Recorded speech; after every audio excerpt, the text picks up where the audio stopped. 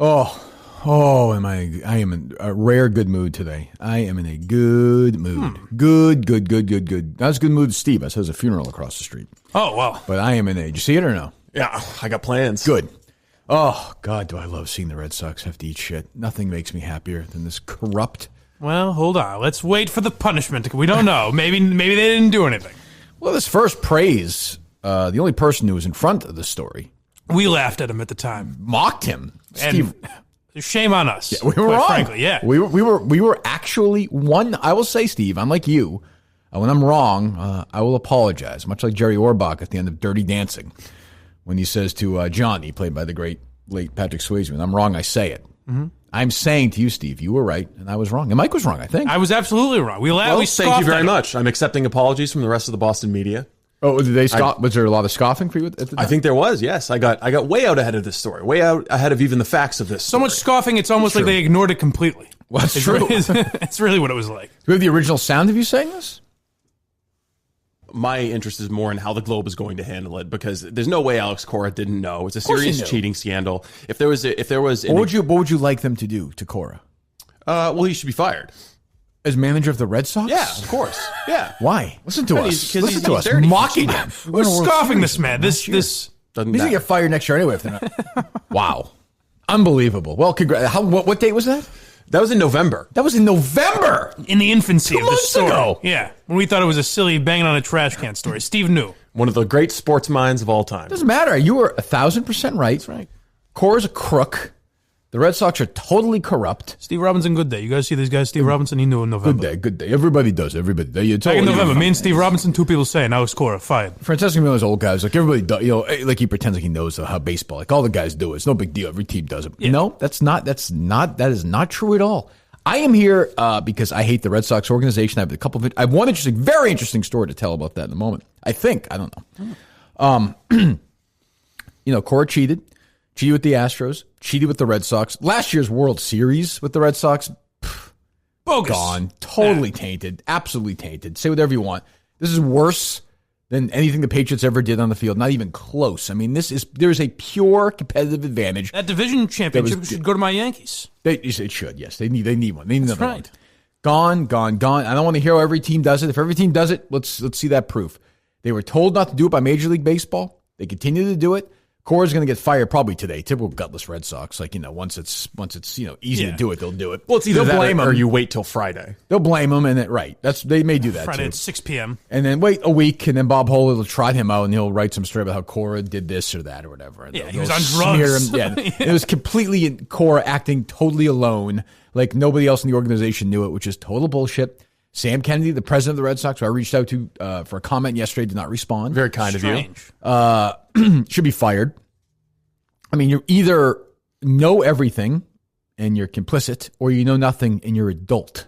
Yeah. Either way, you should be fucking fired. I understand John Henry's not going to sell the team. All right. I get that. He and I know he and Linda are busy, whatever they're doing. Probably trying to make another baby. The guy is fucking hard as a rock, 20 hours a day. So, he's not going to sell the team. I understand that. Tom Werner, the guy who brought us Bill Cosby, responsible for all of Cosby's work over the years. Roseanne. Horrible racist. Yes, that's right. Should be gone. Wiped out. They should all be eliminated, but that won't happen. They'll keep this new general manager walking. I understand he's not responsible, but they really should fire Sam Kennedy. He's the fucking president of the team, and the Boston Globe.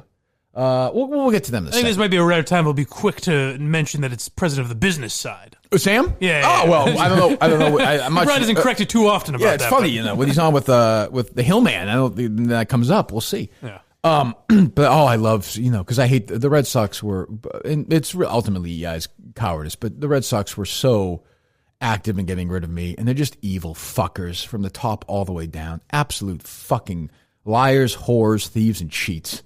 So I'm thrilled to see them have to eat some shit. And it's and I'm as a consumer of America's great national pastime, I'm offended by this. I was amazed how, unless I have the timeline wrong, if the GM of the Astros said the thing about Cora after the punishment, then there's really no reason for him to say that. So I'm surprised he would just completely throw Cora under the bus. That must tell you that. Well, Cora's mentioned like a dozen times. Dirty in this, yeah. A dozen times in Manfred's thing. Yeah. in his findings, Cora's name is specifically mentioned. He's the fucking ringleader of this. Now, it doesn't let Hinch off the hook. That's why they fired him. I mean, you think about it from a sports perspective, and we'll get to your calls here, and we'll have Jeff Passan join us at 8:30. Go around the league as well, because a lot of baseball action, trades and stuff, free agencies. Sure, we got pitches and catches getting closer every day. Yes. And that truck will be leaving soon enough. It'll back over Cora one more time, then it'll take off. But it is amazing if you step away from a second. The Astros are probably 3 months ago, the organization in baseball, right? Yeah. I know they didn't win the World Series last year, but they were sort of the standard. Sort of a budding dynasty almost. Yeah. General manager fired. Manager fired. 2 first-round pick gone. And a $5 million fine. This is by far the harshest penalty, I think, in professional sports since 1919, I think. It's way more harsh than Spygate or Deflategate. That's 1 first-round pick that, and Belichick and, I guess Belichick or Pioli or whoever didn't get fired. And how many paragraphs into every Boston Globe story will you have to go before you hit Spygate? Oh, it's going to be in every story. Pete Abraham wrote it. So we'll get to the Globe coverage in a second. But I just find it interesting, this idea that, Alex Cora, who should be fired, he should be fired. He knew the rules. He flagrantly violated them. He knew it. He should be fired. I have no problem with that. But the idea that he's going to be the only guy who loses his job over this is just insane. Well, my Yankees fan Kirk Minihane show version is that I want him fired, but in reality, I don't think it's that big a deal. I don't think the cheating thing is that. Yeah, but Major League Baseball told him to stop doing it. But if AJ Hinch and the general manager are going to get fired, or a year suspension, and they're both saying, for no real reason, if they're both saying Cora is the guy, then he should get harsher than 1 year. Well, not only that, Major League Baseball told him to stop doing it, and they're going to take away draft picks from, he's going to fuck the Red Sox over. So he should be fired. Yeah. And I know they got rid of the old general manager, Austin. What the hell's wrong with me? Dombrowski. They got rid of Dombrowski, so the general manager doesn't, the new guy came out. His hands are clean. But so far. But you're telling me that the rest of the organization didn't know this. I just find that implausible. I find it implausible. And the spin has begun, and it won't stop. And I saw some people. So I've been going at the Globe hard the last 24 hours, and some people would tweet at me, be like, "What are you talking about? They're covering this story." Yes, they are doing. The beat writers covering the story. You are getting zero opinion from anybody. Here's what literally happened. Yeah, this is what's going on. And boy, this could be bad for Alex Cora. No shit, you think? Just like tepid rewrites of Associated Press stories because they can't get away with just running the AP. Now, I would ask you, dear listener, why do you think these people aren't suggesting or asking why, if this goes to the very top? Right. Because the very top owns the newspaper. They own a television station. He's pressing publish on those stories. They run the city. There's a reason why I'm here. Yeah. This is how it works. There are journalists out there saying the Astros should be abolished. This was in November. Where was the Globe on this, for Christ's sake? So, when everyone's like, well, it's on the front page of the paper. I don't know if it's on the physical front page of the paper. It's on the front. If you go to the Boston Globe right now, it's on the front of their website. And it is Pete Abraham writing your basic sort of, well, boy, this is not good story. Well, also, shit, Pete. It also got to a point where you fucking total dick. I hate him. I think he's a great guy. I also love the Boston sports editor tweeting out, "Great job by all of us covering this story. Really flooded the zone here." Yeah, he said, Matt Pepin. What do you think of this, Mike? He wrote, I just quote tweeted him. He wrote, "Guys did a great job springing into action." I said, "I think you spelled spinning wrong." I like that. Yeah. I always enjoy. Thank you. But, the reason the Globe puts it on the front page of their website or even the paper if they did it is because it got to the point where it's not just Kirk Minihane saying you guys are hypocrites. It's even Jerry Thornton saying. You know what I mean? It's like... Jerry, but there's a Patriots-Red Sox little war there too, though. Sure, but my point is even the guys that aren't really going to go after the local teams are starting to go after us a little Although bit. I do think... I was talking about this with another Jerry last night, Jerry Callahan. And Thornton did an excellent job yesterday, but I think we both tweeted that, though, right? And Jerry was like, "What do you think it went wrong?" Because he said they've won 4 World Series, right? Mm-hmm. John Henry. He's like, "Why do you think people hate him so much?" Basically, and I was like, "Are you asking? You're asking me this question? The two of us are having this conversation?" To me, it's yoga. To me, he was always. I get why you wouldn't like him, but where did because I always hated him because I think first of all he's distant. Yeah. He's aloof. He's kind of a phony. He's not complete phony. They change their theories every year. And I do think a lot changed when they bought the Globe. Yeah. I do think a lot changed when they bought, and I do Nesson think too a little bit. And Nesson? Yeah. Well, yeah. But even, and Mike doesn't believe this, but even today, after my run this morning, an older guy, I was surprised, an older guy, probably in his 70s, came up to me. I was getting back in the car, and he's like, go after the Globe today. Go after the Globe today. My God. I was like, there you go. Exactly. And, they've won 4 World Series. I know. It's insane. But they're just so... But they deserve it. Tom Warner comes out like they're titled pampered pukes. Henry, Pizzuti, Werner, Sam... They're just assholes. They're all assholes. They are. And they think, you know what? The only difference is between them and Kraft, even if it's not true, they think they're better than you are. Yes. And people don't think that about Robert Kraft. No, he's out getting tugs and... Right. And he's always... I can just tell you he's been awesome to me. Like that, I mean, I could just tell you that. So that's all I can judge by. Like he seems like a nice guy who actually one point went into a building and made a transaction with a woman who was aware and knew what was going on. She put her mouth on a part of his body until something came out of it. Mm-hmm. And that is a really awful thing. I can't get past that. I think Red Sox ownership can kind of be encapsulated in that one famous little, let's go Red Sox. Yeah, they just don't. Because that's why people don't like it, because they come off as phony. Tom Warner doesn't seem like like he gives a shit about baseball. No, he's actually he was actually the best guy I dealt with many of them. I'm sure, yeah. But I did one time, right after the Cosby thing happened in spring training, I asked him about it. I don't know if you remember this or not. Yes. And he gave kind of an answer, and I followed up. He gave kind of an answer. And the interview ended, and came over to me. He's like, don't worry about it. He's like, I know why you had to ask that. And I actually said to him, I was like, why would you think I'd be worried? What did he say to that? He just kind of laughed. I'm like, what do you, like, I'm not one of your, like, it's my job. Hey kid, you're safe. Like, great. I know why you had to ask. Well, because for things like the interview we'll probably play a little bit of later, where those guys like Tom Warner are used to dealing with. We're very. If a tough question comes up, we're very sorry. We're terribly sorry. And that'll happen to the EI. I mean, one of these guys, whether it's Sam, they'll eventually go on. Now, the Red Sox have issued no statements, nothing, not a word. Oh yeah, Steve's right. It'll be Friday at 6 at night, probably, and they don't care that people will kill them for that, because when you live in a bubble, that's what happens, and that's why I think stuff like this happens. They'll fire Cora, and they're so dumb. They are actually dumb for being smart people. They're just dumb. Yeah. They think that'll be it. Like, oh, we washed our hands. We're done.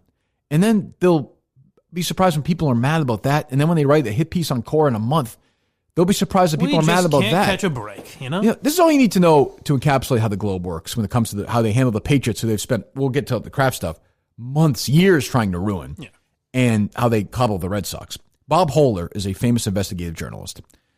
In the last 6 months, he wrote a story about Robert Kraft, about how Robert Kraft didn't grieve enough when his wife died, and how his father would be ashamed of him. And when he covered the Red Sox, he wrote about Linda Marks. Right. I mean, that's how it's handled. The perfect flaw, that sums up the Red Sox. And by the way, sorry, Mike. And by the way, thank God he wrote that story. We should be. I mean, that's true. It was for us. It's the most useful journalism he's done for us. It brought a lot of people joy. No question. Go ahead.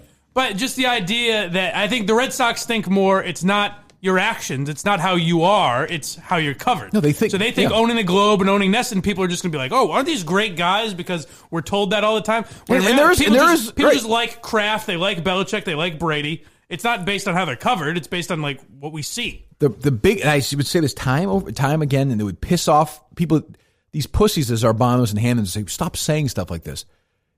John Henry, Linda Pizzuti, and Sam Kennedy and Tom Warner think you're stupid. Mm-hmm. That's the big difference. They think you're stupid. Robert Kraft does not think you're stupid. That is ultimately at its core. They think they're better than you are. They think they're closer to what they think they're royalty in Boston. You said that Let's Go Red Sox sound encapsulates them. You're right. The picture that encapsulates them is that ice cream picture with John Henry and Linda Pizzuti. But when they're pretending they're in love and they go on a honeymoon and they bring their friend to photo. It's just so fucking cute. Phony. So Bob Kraft goes in and gets a fucking blowjob from a masseuse, from a prostitute. And, immediately the world blows up. The Globe, Steve printed them out. I looked it up yesterday. Story after story after story about how awful this is, how terrible this is. Deflategate, same thing. And the big theme in the Globe, we spent days after days after days in Deflategate. I don't blame them. We did the same thing. It's a huge story. But it was, accountability has to start at the top. Where's the accountability? Yeah. Where's the accountability? So, again, the theme of the Kirk Minihane show is that it should be called fucking consistency, should be the name of the show. I just want consistency. If that's where's the Globe? What person? What op-ed writer? Is it going to be Shirley? Is it going to be Yvonne Abraham? Is it going to be Joan Vinacci? Is it going to be Nestor Ramos? Is it going to be Adrian Walker? Who's going to say, hey, the accountability starts at the top? Shirley wrote a story. MIT released this thing with Jeffrey Epstein. She says the president should not be running MIT. It starts at the top when stuff like this happens. It sure I agree. does. Now, I will say, am I saying that the video scandal is worse than the Epstein thing? I am. Yeah. So what I'm saying is, well, where's the accountability at the top? Well, I think that's all. That's it. Things like the video scandals show you it trickles down, and that's why you get guys like the clubhouse attendant. There's no rules. It's anarchy over there. Well, they'll fire them. Right. Watch, some guy will get fired for this. Of course. And probably Cora. Cora's dead. Cora's. I think Cora's. But that'll be it. Even though if it was this big of a deal that within baseball, it was probably talked about in the 2017, the offseason going into 2018 when they hired Alex Cora, it was probably talked about that the Astros were doing. It was talked about, now that I remember. It was. That the Astros were doing something and they hired him anyways. Cora's going to be banned, I think, for life today. I actually think he will. Steve Robinson wants. I actually think he will. Yes. Because Hinch was not the guy. Right. And he got a year. So maybe he'll be banned for 2 years. Which does seem crazy to me, if I'm just being honest. But, well, if he was a white guy, he wouldn't be banned for life. That's true. Just get a year like Hinch. By the way, and the Red Sox only minority hire. And by the way, the Red Sox better if they hire a white guy to replace Alex Cora, I am not going to be happy. No, and the Red Sox, I know John Henry. He was up. He couldn't sleep because Tom Yawkey had a streak. Because there was places where people walked, put their left foot in their right foot and their left foot, and there was a sign on that street and it had a bunch of letters that spelled Yawkey. Mm-hmm. So at night he couldn't sleep. He better, because his general manager's white. They've never had a minority general manager, to my knowledge. I don't think so. The entire main part of the ownership is white, correct? Mm-hmm. Every manager until Cora has been white. Am I wrong about that? I don't think you're wrong. Maybe there's been an interim manager or two, but I don't think so. And don't forget who he went to visit in Washington D.C. in the Oval Office. He's friends with the president. Very close personal friend. Disgusting. I mean, he's not Vince Vaughn. We'll get to that. I can't even. Strike that. I'll never be able to watch. I'm not going to say his name. I mean, it just makes you wonder. That's all. It's just, and that's the other thing. It's just this fucking practice with you. I mean, it's unbelievable. So I'll be curious to see the Cora ban. They'll announce that probably. They can't not announce that the next day or two, I wouldn't think. And the Globe is going to say, good job. Cora did this, Cora did that. They'll have a story about Cora. They'll never mention Henry's name. By the way, in these stories, I don't know. Did Pete Abraham mention that John Henry owns the Globe? I haven't seen it in any of their stories covering this. That is kind of unbelievable. Henry and Warner are not meeting. Cora declined. Nobody had comments. I know Linda Pizzuti and Sam Kennedy did not comment. I can tell you that. I reached out. Do they mention it in stories that are specifically about John Henry? I can't think one doesn't come to mind recently, but would they mention it? I don't know, but I mean, it should be in every single story about the Red Sox. Yeah, no shit. I mean, this story by Abraham, this screams for it. Of course. I mean, this is insane. Because it's an organizational, like you said, from the top down sort of a thing. Of course. Where the GM just got fired for something. I mean, if Alex Cora came up with it, who knows if the GM was even aware? I'm sure he was. Who, the Astros guy? The Astros GM. Ludno, whatever his name is? Yeah, and he's gone. Right. If the corporation that owned the Boston Globe was Raytheon or Comcast or something, liberals would be demanding a disclosure in every single column. But because it's the Red Sox, it gets special treatment. It's not just some big corporation. Well, it makes you wonder what Pete Abraham's not writing. When he does, which, by the way, and this is the other thing, and nobody, my old friend Evan Drellick, who basically, without Evan Drellick, the story doesn't exist. Mm-hmm. It actually doesn't happen. He broke the story. He did a great job. I know some of our friends may disagree with that. He did a great job on this. You could have handed this story to every beat writer in Boston. They wouldn't have run with it. Well, I support the man in Alex Cora and his action. I don't support what he did. We'll get to that idiot in a second. But he's not even a beat writer. People expect me to crush Carrabis and Peralt and those guys. Those guys are sort of characters. They're fans. And they're fanboys. They're not journalists. It's not a fair comparison of the person that should be crucifying the Red Sox on this would be Hubs or Tommy or what. What I mean? Yeah. A Yankees fan. That's kind of how it works at Barstool, where it's it's not real. Carrabis should be saying, no, it wasn't a big deal. Let me be clear. It's embarrassing what they're writing and saying. It's pathetic. Sure, but that's Carrabis' job is to be the defender of the Red Sox. Once you ejaculate for the first time and grow fucking hair in your dick, Like, you should not be feeling this way about stuff, but that's just how they feel because they're children. That's he's a fine. Certified G and a bona fide stud. Yes, he sure is. And he's a fucking idiot. That's fine, though. He's a fucking dummy, and he's a child. That's okay. He's a man boy. No problem. But like the beat writers in Boston, none of them had an opinion on this yesterday. None. Thornton did a good job on that. They were all like, well, we'll see. And then, of course, guys like Bradford, total ass kissers. Well, Major League Baseball knew more than that. Knew more than they're saying. They probably did. Okay, great. What do you think about Cora, Rob? Should he be fired? Should he not be fired? Probably knew a lot of teams were filming practices before Spygate, but never said it. You know what I mean? Like, the hammer was brought down on the Patriots, and everyone said it's an organizational accountability is needed. They're not saying that with the Red Sox. I mean, it's unbelievable. What were you going to say, Steve? I was going to say that this all came out just in time for Mike Francesa's show, and he'd had a big, long college football interview, but he ended with some thoughts about Alex Cora's future, if you want to hear that. The college football, the championship game was last night, right? Yeah. Yes. Who won that? LSU. Oh, they did? Oh, yeah. Thank God. The suspensions might be 1 year, but you know what? By the way, hold on. We start again. Francesa, could have been Oscar nominated yesterday, but was not. What a snub. That was unbelievable snubbing. The one white guy who was snubbed. No kidding. Go ahead. The suspensions might be 1 year, but you know what?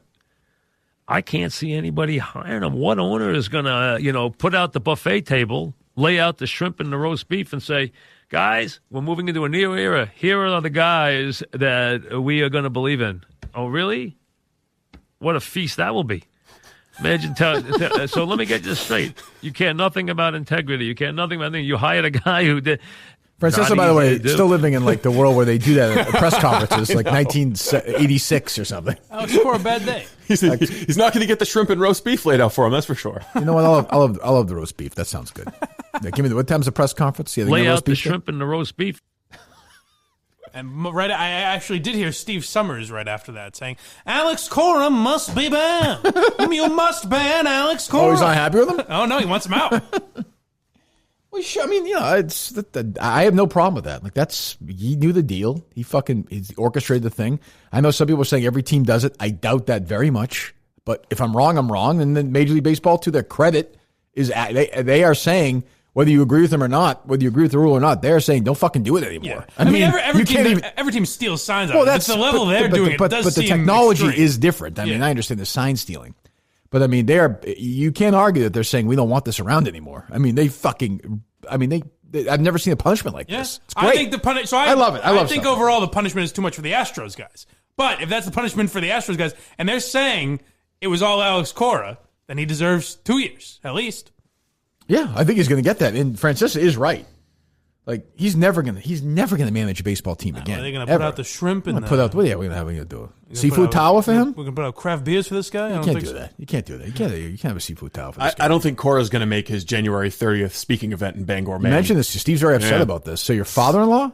My stepdad, actually. Your stepdad? My brother brought my stepdad tickets to it. Ben. It's like a conversation with Alex Cora. Ben bought them. Yeah, in Bangor. Okay. And because he's a super big Red Sox fan, he loves it. But I don't think Cora's going to be available. You don't think they'll have him that night? No. And they were joking. By the way, what an awful fucking night. Oh, no. Like. Jesus Christ. Conversation with Alex Cora. Oh, my God. But there was a radio station up there jokingly running commercials saying, what did Alex Cora know about the Astros cheating scandal? Here's your chance to ask him. Ooh. Ouch. I don't think they're running those anymore. I don't think so. Yeah. What a weird life it's going to be for Cora now, too. Strange existence. Like, I know. I don't know what happens. Like, he won't get. The Red Sox will have to pay his contract? I guess not. Right? Well, at least he didn't go to the White House and meet Trump like John Henry he's did. very brave. He's very brave.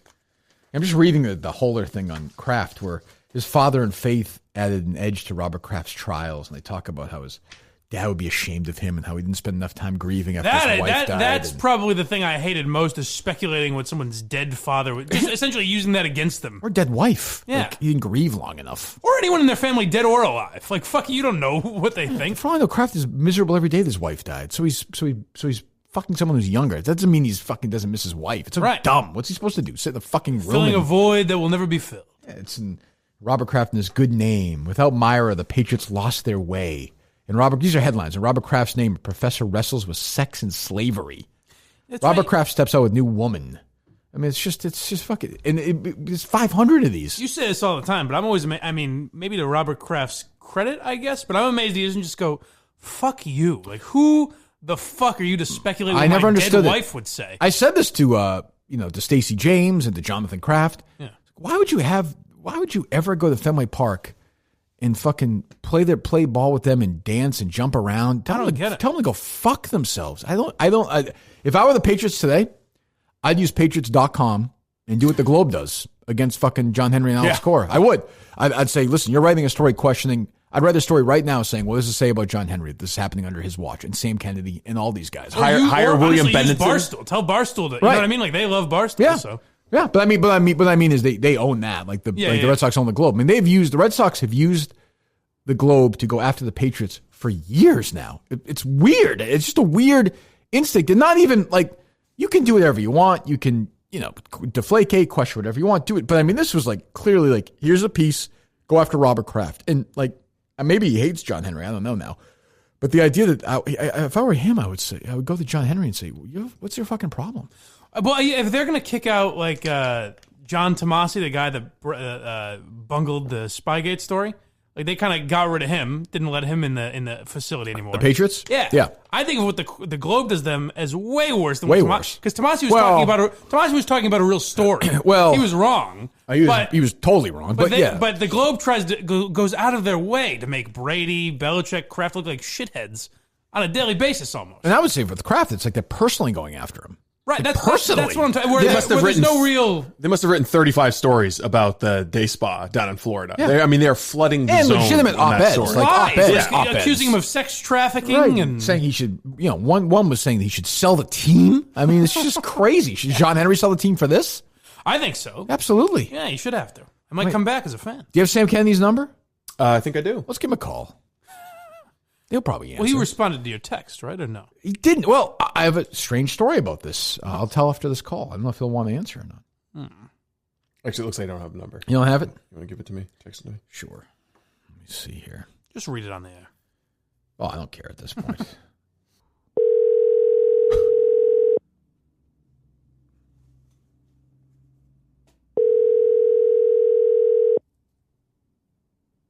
Your call has been forwarded to an automated... I almost felt like he ignored it. Like he only let it go 1.5 rings there.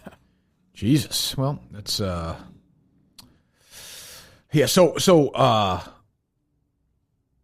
texted him a couple of times yesterday. So I'm running this morning and I get a call from Sam Kennedy at 7:00. Incoming call. Oh, really? I answer it. And it's like this voice with an accent being like, why do you always call this number? Why do you always call this number? And I'm like, what are you talking about? What? And he's like, yeah, why are you always calling this number? He's like, I'm going to put a porcupine up your asshole. What? I'm like, what are you talking about? I'm like, did he change his number or something? I'm like, the president of the Red Sox going to change his phone number. Right. Like, I'm like, what the fuck's going on here?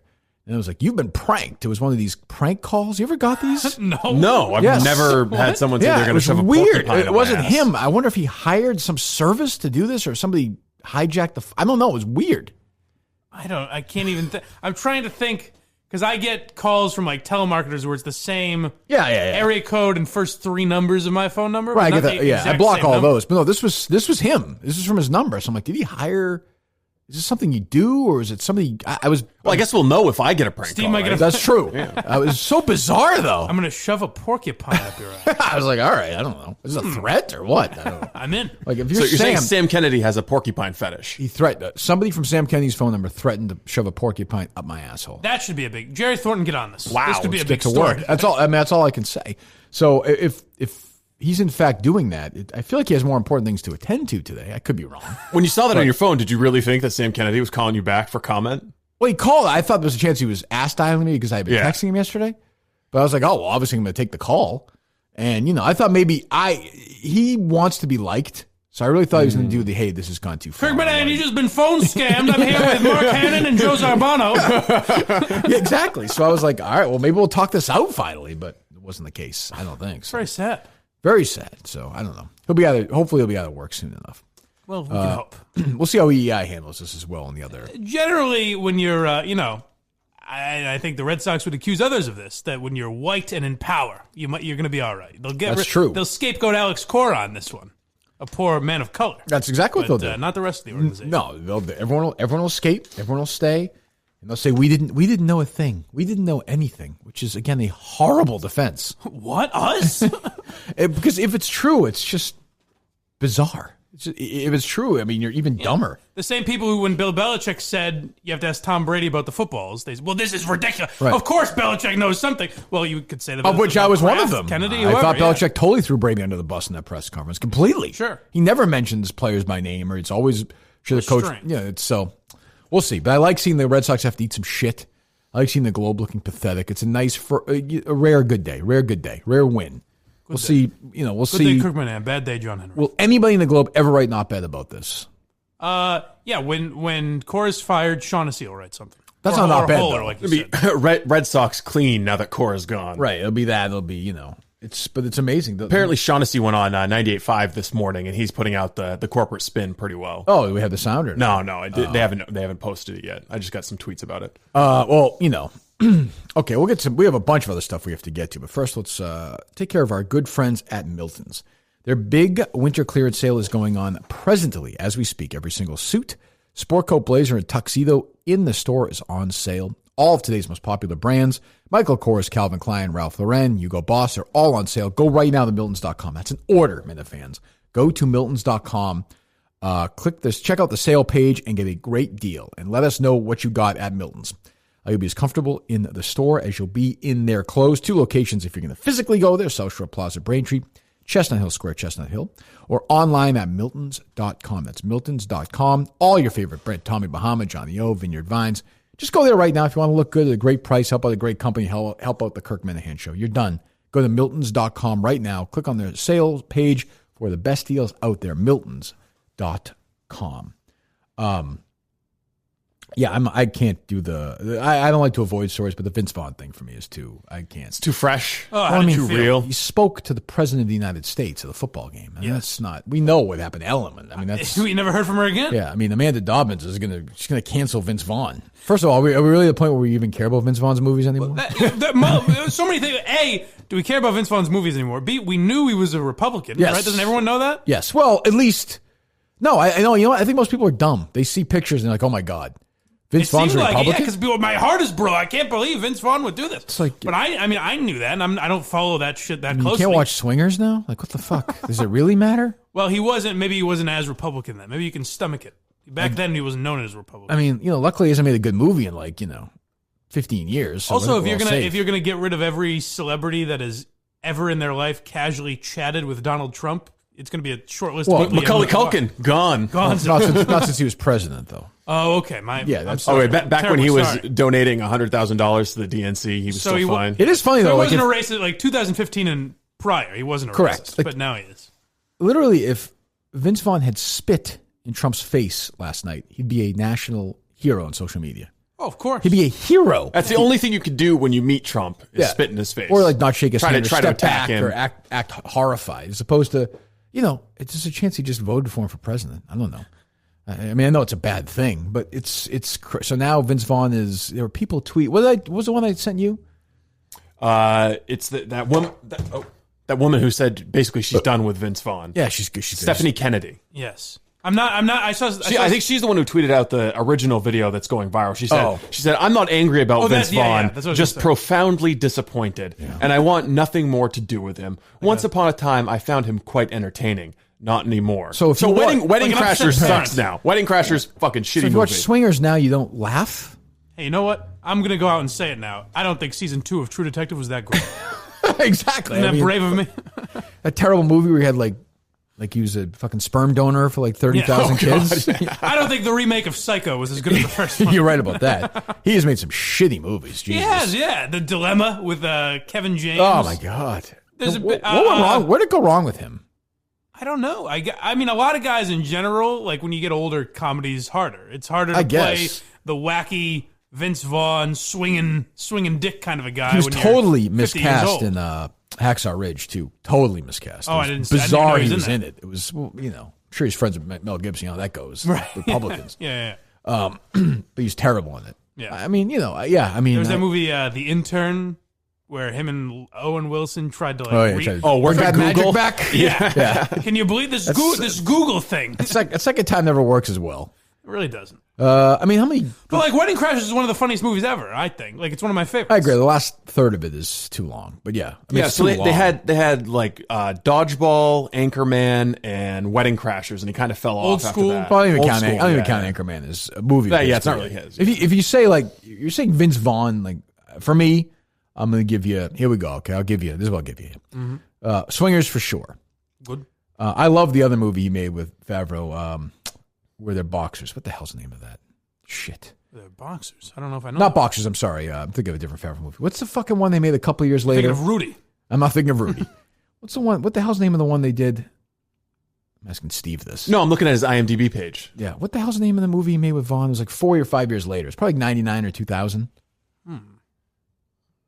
Just read his credits, for Christ's sakes. The Prime Gig, nope. The Cell, South of Heaven, Psycho. Nope.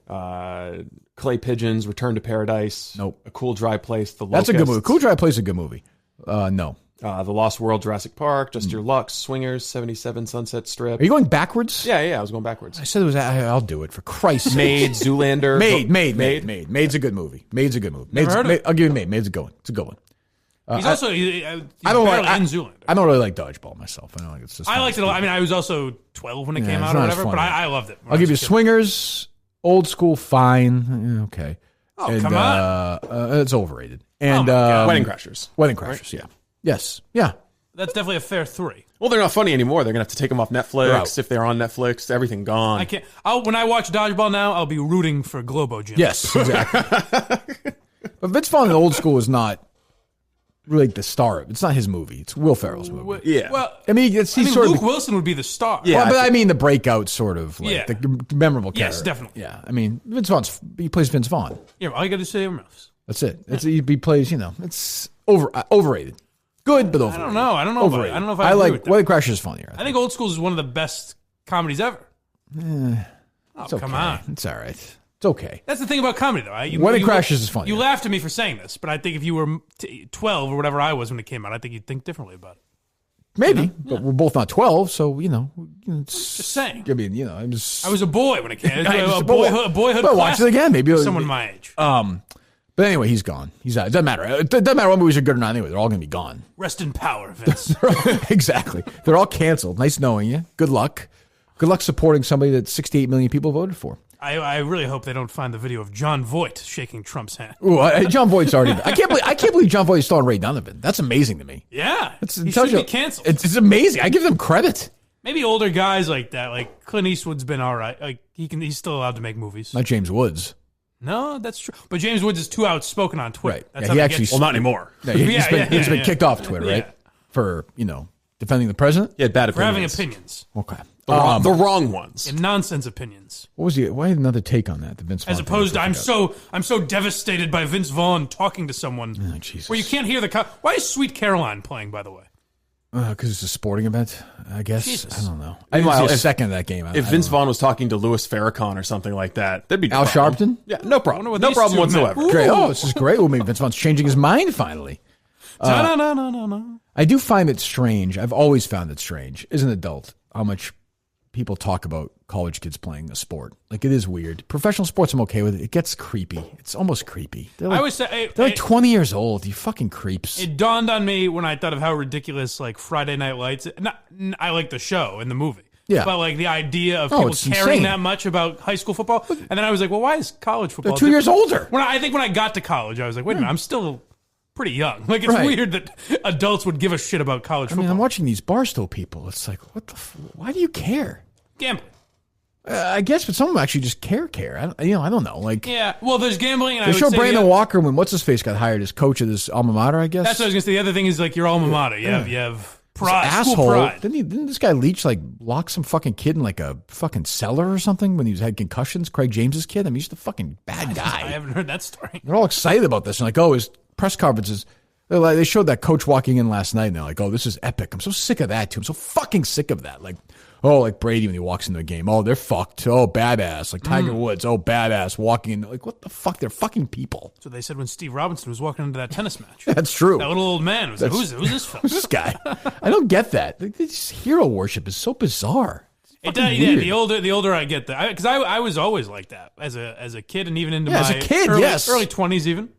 But the older you get, it feels forced when you get that hyped up. But I do have I have friends that go, if you watch a sporting event with them, go fucking nuts. They lose. Great. I mean, that's fine. Thing. That's okay, I guess. I just think it's fine for the NFL. I don't know. I guess I'll watch the games this weekend, I suppose. I probably should if I'm going to talk about them in fucking Miami. That's right. I mean, I don't know. Actually, Kansas City and San Francisco would be a good Super Bowl. That'd be fun. I'd watch that. Kansas City-Houston game. My God. Didn't see it. Heard about it. Didn't see a snap of football this weekend. I have to admit. Did not see a snap. When we left Brendan's house, it was 21-0 Texans. I didn't even bother paying attention after that. Oh, that's how I got home. Oh, that's right. That's right. Yeah. Somebody mentioned to me, they were talking about Brendan, the guy whose house we did the show at. Yeah. I forget maybe my brother texted me the back and forth. He's like, you knew he wanted to stay on when he said, oh, by the way, I passed the bar for law. And he just started. He just kind of threw it out there. Yeah. Well, even you said, this is where I give you credit, because I would just let him go, but you go, what are we doing here? Well, I think when you're paying for that experience, you should be allowed to talk about it. But also, I do think you want Kirk Minihane to say that to you. Bust your balls a little bit? Well, I mean, that's what you listen to every day. Of course. Now, normally, if it was a regular guy, I'd be like, get the fuck out of here. But we were in his house and he didn't pay for it. You know. He was very happy. He was very grateful. He was a very nice guy. Well, grateful. He paid for it. I mean, he could have sat there for, we'll do this again. I think we have to figure out, actually, I think it went pretty damn well, if I'm being honest. Yeah, it really did. And Steve did a good job. It sounded good. Yes. The part you sent me, I didn't hear the rest of it. It sounded like we were recording from Legacy Place. As Steve said, it was better than what Cullinane does with Jerry's show. Yeah. Which, I don't know, does that sound any better? I listened a little bit with Alex yesterday. I didn't hear it yesterday. You didn't? You're out. I was never really in. Oh, I don't know. How dare you? Did you listen to it, Mike? No, it's funny. Steve asked me that this morning, and I said yes, and then I realized I'd only heard a clip of it. I wasn't actually listening to it. Oh, okay. Yeah, I don't know. We get any sound from it? No, I didn't listen to it. Okay. Do you want me to cut it up? No, I don't care. I was just curious. I can play the intro. I can play the intro. Offended by the like, why would I listen to the Jerry Carrabis? Have we still not played the intro from like 3 days ago? Yeah, we got a DEC intro. Yeah, to our show. Yes, for today. It was Friday. It was for yesterday. It fits in for the live show. Yeah, but we didn't have it down with Brendan. Oh, before that, what's the ALS thing? Have we talked about that? Do we have to talk about that yet or no? Or not have to? We haven't gotten copy from him yet. Okay. Sounds good. No, but I just forgot. Yep. We also have a big announcement coming up. Ooh. Big. Wouldn't you say, Steve? I would say it's pretty big. Biggest show announcement to date, I think. Wow. Yes. Well, it's good that I don't know about it. Well, you're not really relevant to the conversation. Go ahead. The following is an exclusive presentation of Barstool Sports. A creep. From a studio next to a church. I heard you guys are going to go country. I'm speaking at the Talkers Convention in New York City. I don't want to do the afternoons. I'm very happy at midday. With Mike Geary. December 7th, 1941, a date which will live in infamy. I don't know. It's just, it never fucking ends. I have no words. Steve Robinson. I am resigning from the Howie Carr Radio Network. They plucked me out of obscurity up in Maine. And this is bad. I'll always be grateful. Fuck you, DC. Intersecting sports, news, politics, and revenge. You find him attractive? Like I said, the charming is the big factor. Yeah, sure. In a death row convict sort of way. In a Menendez brother kind of way. Oh. Hate. Boy, DC loves those EI cuts, man. You're a moron. Yeah, I mean, John, never call again. You suck. You're a lousy caller. You suck too, Kirk, because you're a fucking hypocrite. Do you know Jeffrey Dahmer accepted Christ? All right, enough EI cuts. What the fuck? It is weird. Jesus Christ, he's obsessed with that. He loves it. Oh, God. It's At least we didn't get a Sandusky drop in that. Right. He does realize a lot of this audience doesn't know what any of that is, right? Like, I know he doesn't believe that, but it's just true. Let him play with his sound effects. By the way, DEC texted me that after we were talking about the Kevin Cullen story about the Catholic bishop. Good calling today, too, by the way. He had a personal relationship with that bishop. Specifically? Yes. The bishop that Cullen was writing about, the one who participated Did he in the want you to talk cover-ups. about this on the air, Steve? I don't know. He messaged it to me. Presumably he did. What, did something happen? No, nothing like that. He said he was like confirmed by him or something. Oh, really? Yeah. Jesus. Confirmed. I think what he said was his those Confirmed hands have bachelor, touched him. Maybe. Am I right? Great story, Steve. So you cried in the last Howie Carr show? I didn't cry. I don't think so. Did we never play that? You're not even a human being. I can't believe that you would get emotional over anything. I don't think I was emotional. Play it again. I think it was edited. Let me hear it. I don't think so. Let me hear without having to hear that open again. Is that possible? No. Oh, forget it then. You win again. Can we hear it clean? Someone must have it. DC somewhere. has it. Send it. DC's so into the EI stuff. He loves that, yeah. I mean, well, it also might be just the well, no, I was going to say just the sound that he has, but he can get sound of this show as the well. sound of everything. Oh, God. The other guy was... So the other guy... Well, it's you does the other... You didn't cut that open. No, I didn't cut this one. No, DC put this together, yeah. I will give him credit. I could be wrong about this, but I think the music he uses is the old Hillman show music. I don't even know which that. is fun. I could be 100%. I swear wrong. to God, I never listened to that show it sounds ever familiar. in my life. I couldn't figure out why it sounded familiar, and I think that might be why. I'll say the FDR speech was a little odd. A day which will live in infamy. Yeah, yeah. I didn't really get that because of Mike's thing. Are we dissecting this a little? Isn't it supposed to? It's supposed to be bad, right? That's true. I was thinking that. That's why I was thinking that during. I'm like, if he's actually pulling off a bad radio open. Yeah. You said Hillman was all fired up this morning. He was, yes. Well, I mean, not really. Just kind of. I know, Steve. That's a setup for him not to be fired up. Just fucking wandering alone through the fact, woods. he was a little Hold on. Just wandering alone through the woods, like fucking Reese Witherspoon in the wild. You know, it's funny you say that. Actually, I found him not to be that riled It's up. weird. It's the exact opposite of what you're saying here. Go ahead. Ken, I'm warning you, the entire show is not going to be about the Boston Red Sox and the cheating scandal. Oh, and sticking your head in the sand? Were you briefed? Or? I was not briefed. that has nothing to do with Sam Kennedy or John Henry or the broadcast rights that... Jesus Christ. Talk about having a dead fucking brand, too. Like, you have the fucking Red Sox broadcast. They're going to suck next year. Oh, it's great. It's wonderful. Oh, it's wonderful. If you could play ball like that and maybe take those kind of digs at the Red Sox without keeping it lighthearted, you'd still be there. It'd be great. I could still be on the air. Yeah. Doing, whatever. Ask the lawyer questions on Thursdays. That's fun. That's fun. That's good old We don't have any fun. They have fun. We don't have fun. Like they have a Dum Dum of the Day now or something like that. Their new segment where they play dumb audio. Say that again. They teased it this morning. Okay, but say that again, then maybe my friend Riggs can respond to that statement. Let me hear that.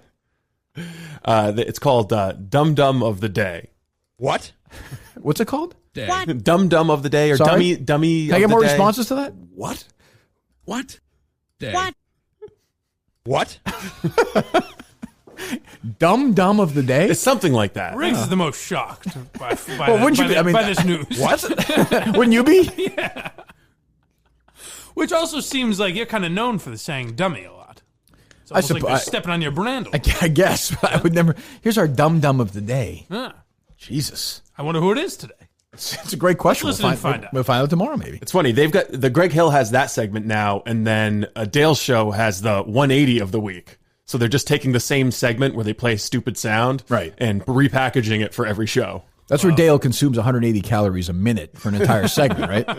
Is that not true? Yeah, I don't think you guys have heard Noon 30 yet. I'm ashamed to say I've not. You're going to make fun of their segments. I'm ashamed to say I've not shook hands yet with Noon 30. I'd like to get intimate with it, but at some point, though. If you're driving around today, I'd check it out. And I remember, Kevin Graham, who was a nice guy, was the program director before Zarbano, and he was from first in Utah. He bounced around. Nice guy. As they often do. Yes. Very overwhelmed by what he walked into, particularly with me and Jerry in the morning. And I remember one time we were sitting around and I forget, we had lost the touch and a couple weeklies in a row. And when you do that, it becomes like total panic time. What do we do? Like, we lost by like 0.4 of a point or something. We need to have more segments. That's exactly it. Oh, okay. And, I can be a program director. And so we're sitting there and Jerry was like, maybe we should do something like, I forget. And Kevin's like, exactly. He's like, that's great. He's like, you get a couple of things going, a couple of titles going, you'll be on your way. And I was like, we are not doing that. I said, how about the Callahan knockout? I was like, we are not doing that. But he was I just remember his face lighting up like, oh, I can actually add something to this conversation now. Jerry's let me in. Because he knew if he said that, he would have been roasted. I would have just been like, fuck off. In a nice way. He was a very nice guy. Yeah. Right. That's right, Jerry. True. That's right. True. Right. Right. Right. No, Jerry, you're right. True. No, you're right. I got to get the yoga. All right. Jerry's got he's got the perfect voice for drops like that. He does. It's funny. You don't know why it's funny, but it is. I was in the clubhouse all the time raping boys. But that's not funny. They should be looking at that. But they never did it till I got there. They were scared of him or something. Like, really? But Jerry doesn't seem like he would give a shit. No, he's oddly, it's weird. Like, he's sensitive, but he doesn't want to admit he's sensitive, so he lets you do it. What's that? Damn right I am. Like, you could make fun of him, but he wouldn't let producers do it, maybe? I guess. Well, why? Jerry, hold your horses for a second, okay? Hold on. I just want happened. Jerry, hold your horses. I want to get to this Oscar I nomination just can't stuff. shut up. Jerry, relax. Wait, can I hear one before we stop this? I want to hear he's scum. Scum. We all have the drop of him saying, like, hold on, Minihane, the thing that Mike mentioned the other day for the commercial. No, I'll grab that. I'll have that.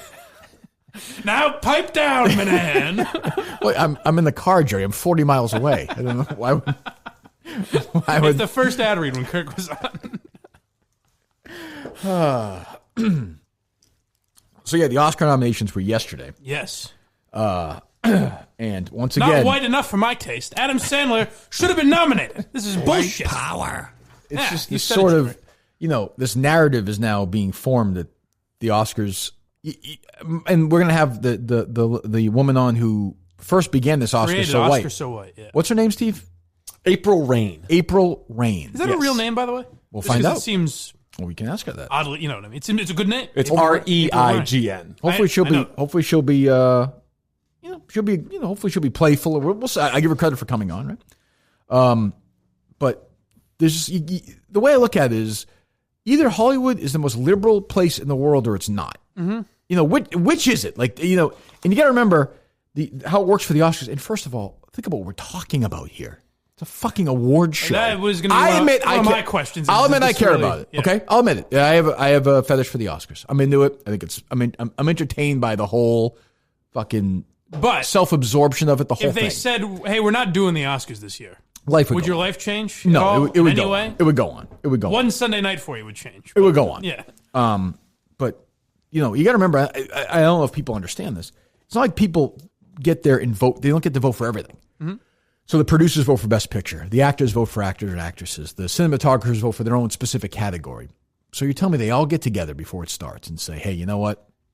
We're going white again this year. Well, yeah. Well, that seems unlikely to me. You simplistic mind.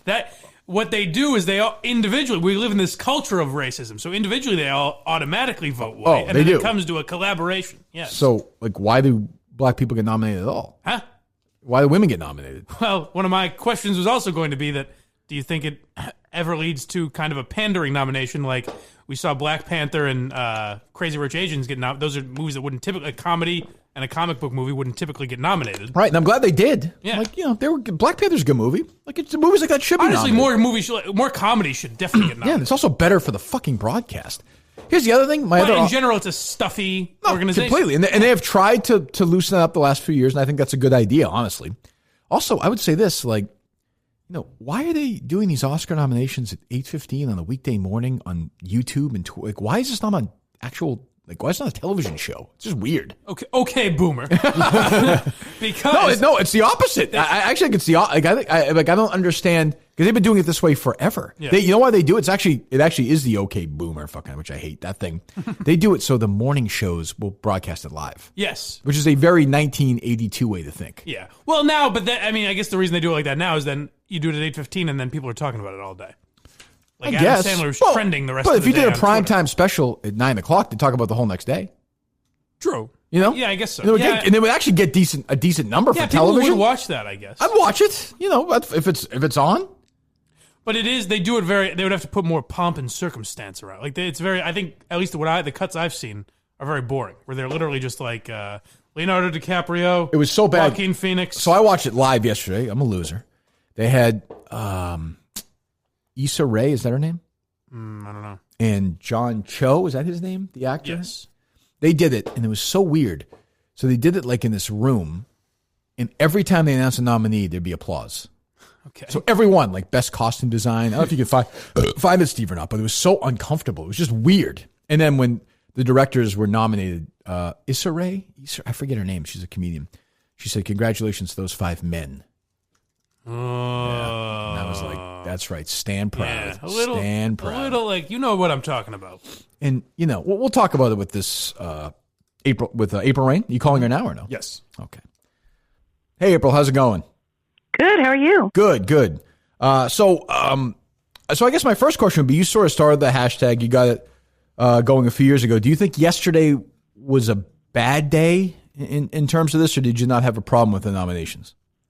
I think yesterday was an unfortunate day and reflects still the membership of the Academy, despite the fact that the Academy Motion Pictures, Arts and Sciences, the folks who run the Oscars, committed to doubling the number of people of color and doubling the number of women within its ranks. By 2020, it fell short. The Academy is still 84% white and 68% male, and I think that was reflected in the nominations yesterday. Who were the big snubs? Like who didn't get nominated that should have? Yeah, in your mind, good question. That's Mike. Good question. So in your mind, what nominee do you look at? Say, all right, I'm going to get rid of this guy or this woman and put this other person in. What's the one that stands out? That's not anything that I ever do. Because I believe that everyone who won the nomination should have, right? So I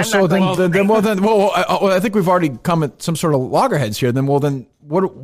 I don't understand. I guess I don't understand the issue. Then, I mean, you think everybody who's nominated is a worthy nominee? Absolutely. Who among us can say that someone isn't deserving of a nomination? That's not the point at all. I don't think we're at loggerheads. So your issue is just the percentage of the voting board itself. No, that's not my only issue. That's one of many. Okay, go ahead. Would you like to hear? Sure. Oh, yeah, of course. Go ahead. Sure. Great.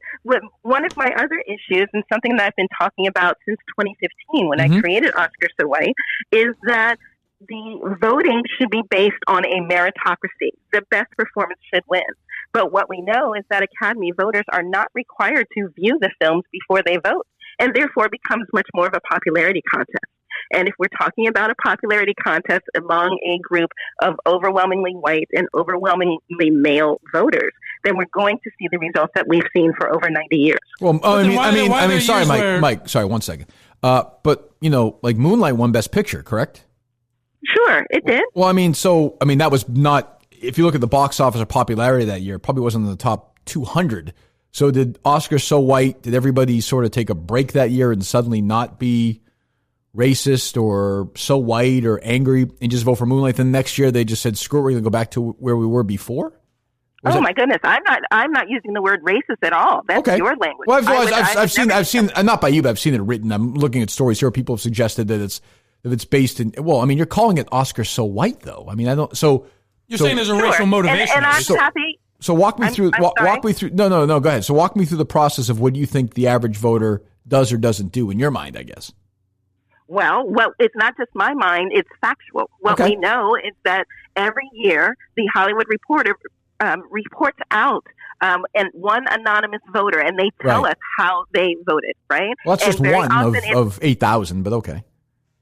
Well, sure. But did you want 8,000 different? Did you want 8,000 different? It's always a small sample. Okay. Right? Go ahead. So, okay, thank you. So what we see is that they very often say, oh, well, I just didn't gravitate toward that film, so I didn't watch it at all, or I couldn't pronounce Lupita Nyong'o, and so I didn't consider 12 Years a Slave. That was something that actually happened. She won the Oscar for that film, just to be fair. She did win the Oscar. Okay, I'm just saying. Film, right? She won, but go ahead. She did win the Oscar. That's not the point. The fact that you can name one, or we can name on one hand the fact that Moonlight won, does not mean, I'm sure that your argument would also be, well, there's no more discrimination in the country against people of color because Barack Obama was president. Oh, absolutely, right? absolutely not. No. I'm just saying. But that's the same. You made that leap. I didn't. That's the same line of thinking. That's Hold on. I'll give you plenty of time to respond. You gave an example of Lupita Nyong'o in 12 Years a Slave playing Patsy, who was great in the movie. She deserved to win. I think she should have been nominated yesterday too, as well, by the way. But the example you're giving is somebody who won the Academy Award. So obviously most people didn't think like that one of 8,000 voters in the Hollywood Reporter article. That's all. I just think it's a bad example.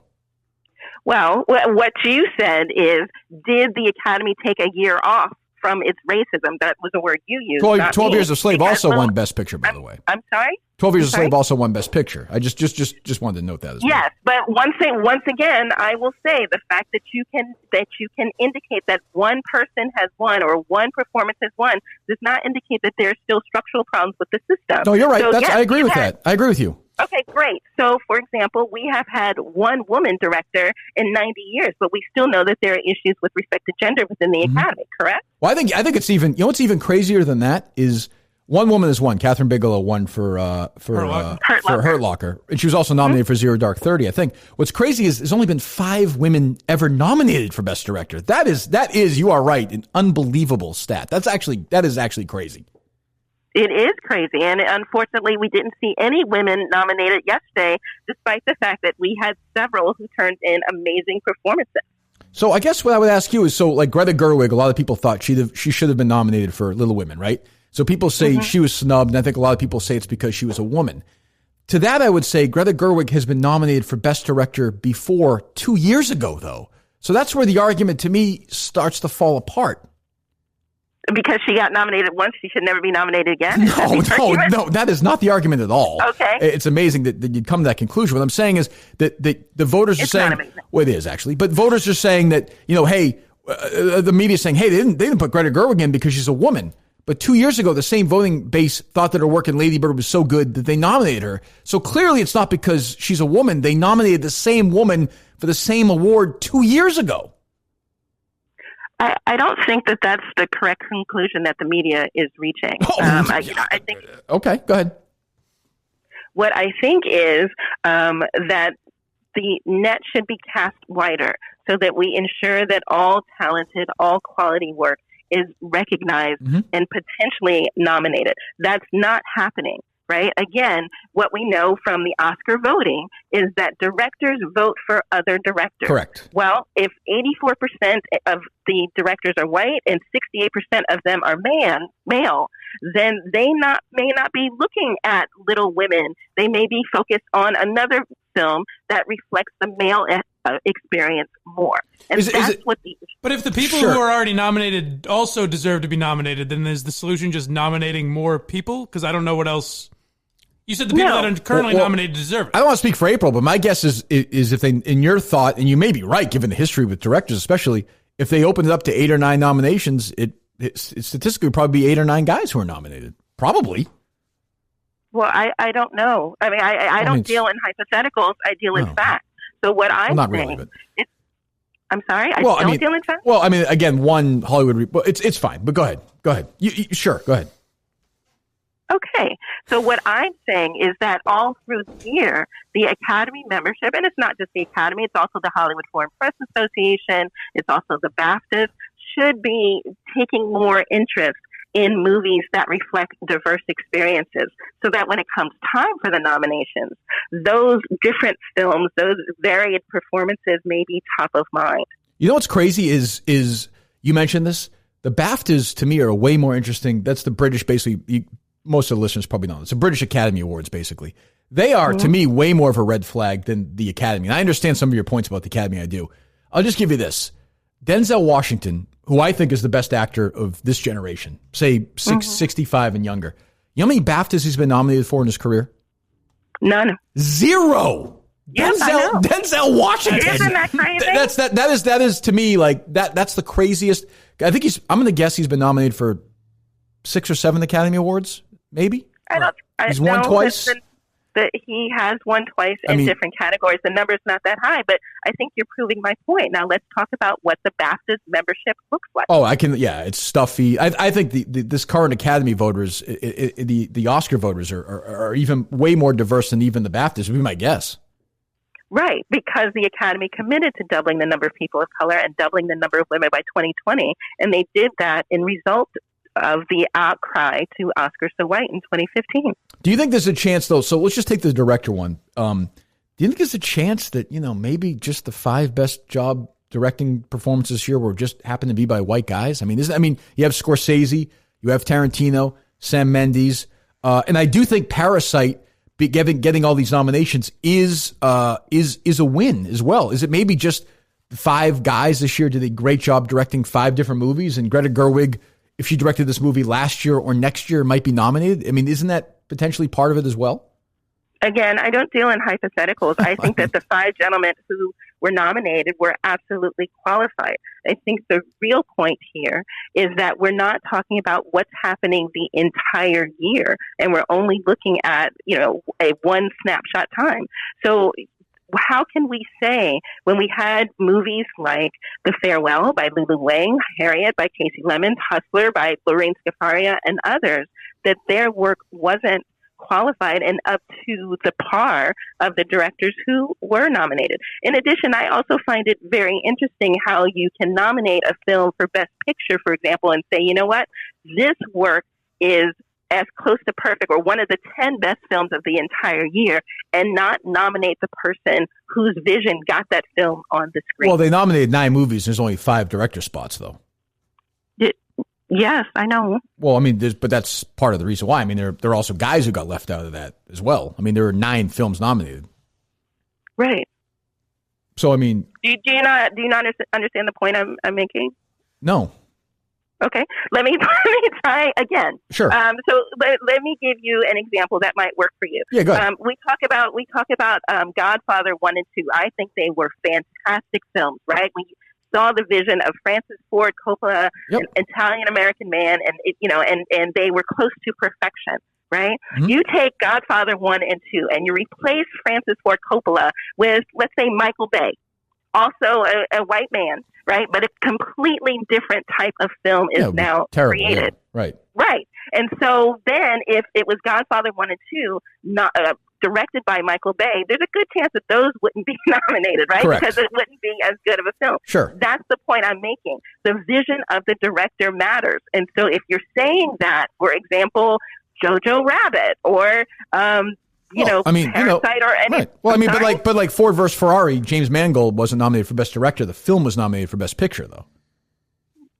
Yeah. So same as Greta Gerwig. I mean, it's sort of, some people just get left out. It happens that Greta Gerwig got left out on this one. Sure. And I'm talking about maybe we should consider how we look at what makes a Best Picture a Best Picture. Oh, yeah. Right? Because if it's not the director's vision. Well, yeah, but every year we see that, and that's true. And I mean, like, Noah Baumbach was not nominated for Best Director, and Marriage Story was nominated for Best Picture. So I do think there's that. Well, I mean, you can go down the line of all 9 if you'd like. Well, but I'm saying, but I think you're focusing on a larger point. Okay, all right, good, Mike. Do you have anything? I did see one interview where you referred to this kind of as your like new life's work a little bit. Do you think this is worth it? Because at the end of the day, it's really, the Oscars are essentially just celebrities kissing their own asses anyways. So why have you decided to dedicate yourself to this cause? Oh, this is not the cause to which I'm dedicated. The cause I'm dedicated to is increasing the inclusion and representation in the entertainment industry. And we've absolutely seen differences since 2015. So, yeah, I do think it's absolutely worth it, and I will continue on. The fact that you are having this conversation when this is clearly something that you're not actually interested in. Well, hold on. I'm very interested. Yeah, like movies are. No, I'm not talking. Gentlemen, I'm not talking about movies and films. I'm talking about issues of inclusion and representation. How often are you having these conversations on your show? I can tell. First of all, it's a huge part of our show. I'm sure you don't listen to it. I understand that. Yes. Oh, of course it is. And secondly, I give you a lot of credit because I think we have you can tell we have some disagreements. You're willing to come on and have the conversation. And we're in a country now where people don't want to have disagreement and dialogue anymore. So I actually give you a lot of credit. Like, we disagree on some stuff, but I think you're right. Like, I think the idea that, the Academy was this way 7 or 8 years ago and it's going to be different now is a good thing. Like, I agree with you on at the core point of the argument. I think that's great. Yeah. I mean, but I will say, I do think part of it is you're just going to have to sweat some of this out and wait for some of these 70, 75-year-old people to go away. In 10 or 15 years from now, it'll be different. That's a very privileged argument for you to make, right? As someone who is not part of a marginalized community, what you're saying is just wait your turn. No. Well, first of all, I'm talking about a statue. I'm not talking about a real job. I'm talking about a statue. May I finish? Well, no, because you just threw a charge at me that I don't agree with. I'll give you plenty of time to respond. What I'm saying is, these voters aren't going away. And they're not going to change their minds. And I do like the fact that progress is being made, but it's not going to happen in an instant. It's going to take time. Things somebody once told me take time. Well, sure. And that's why we've seen changes since Oscar So White was created in 2015. I don't think anyone thought that Thanos was going to snap their fingers and there was going to be a structural change to the Academy. Mm-hmm. But the fact that we're still having these conversations 6 years later and that we're seeing a wealth of talent as we did in 2019, both in front of and behind the camera, means that things are incrementally getting better.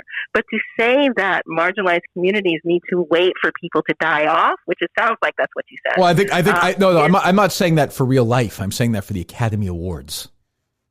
Well, it is, sure. It is different. I'm talking about people who make work, who are very dedicated to their craft.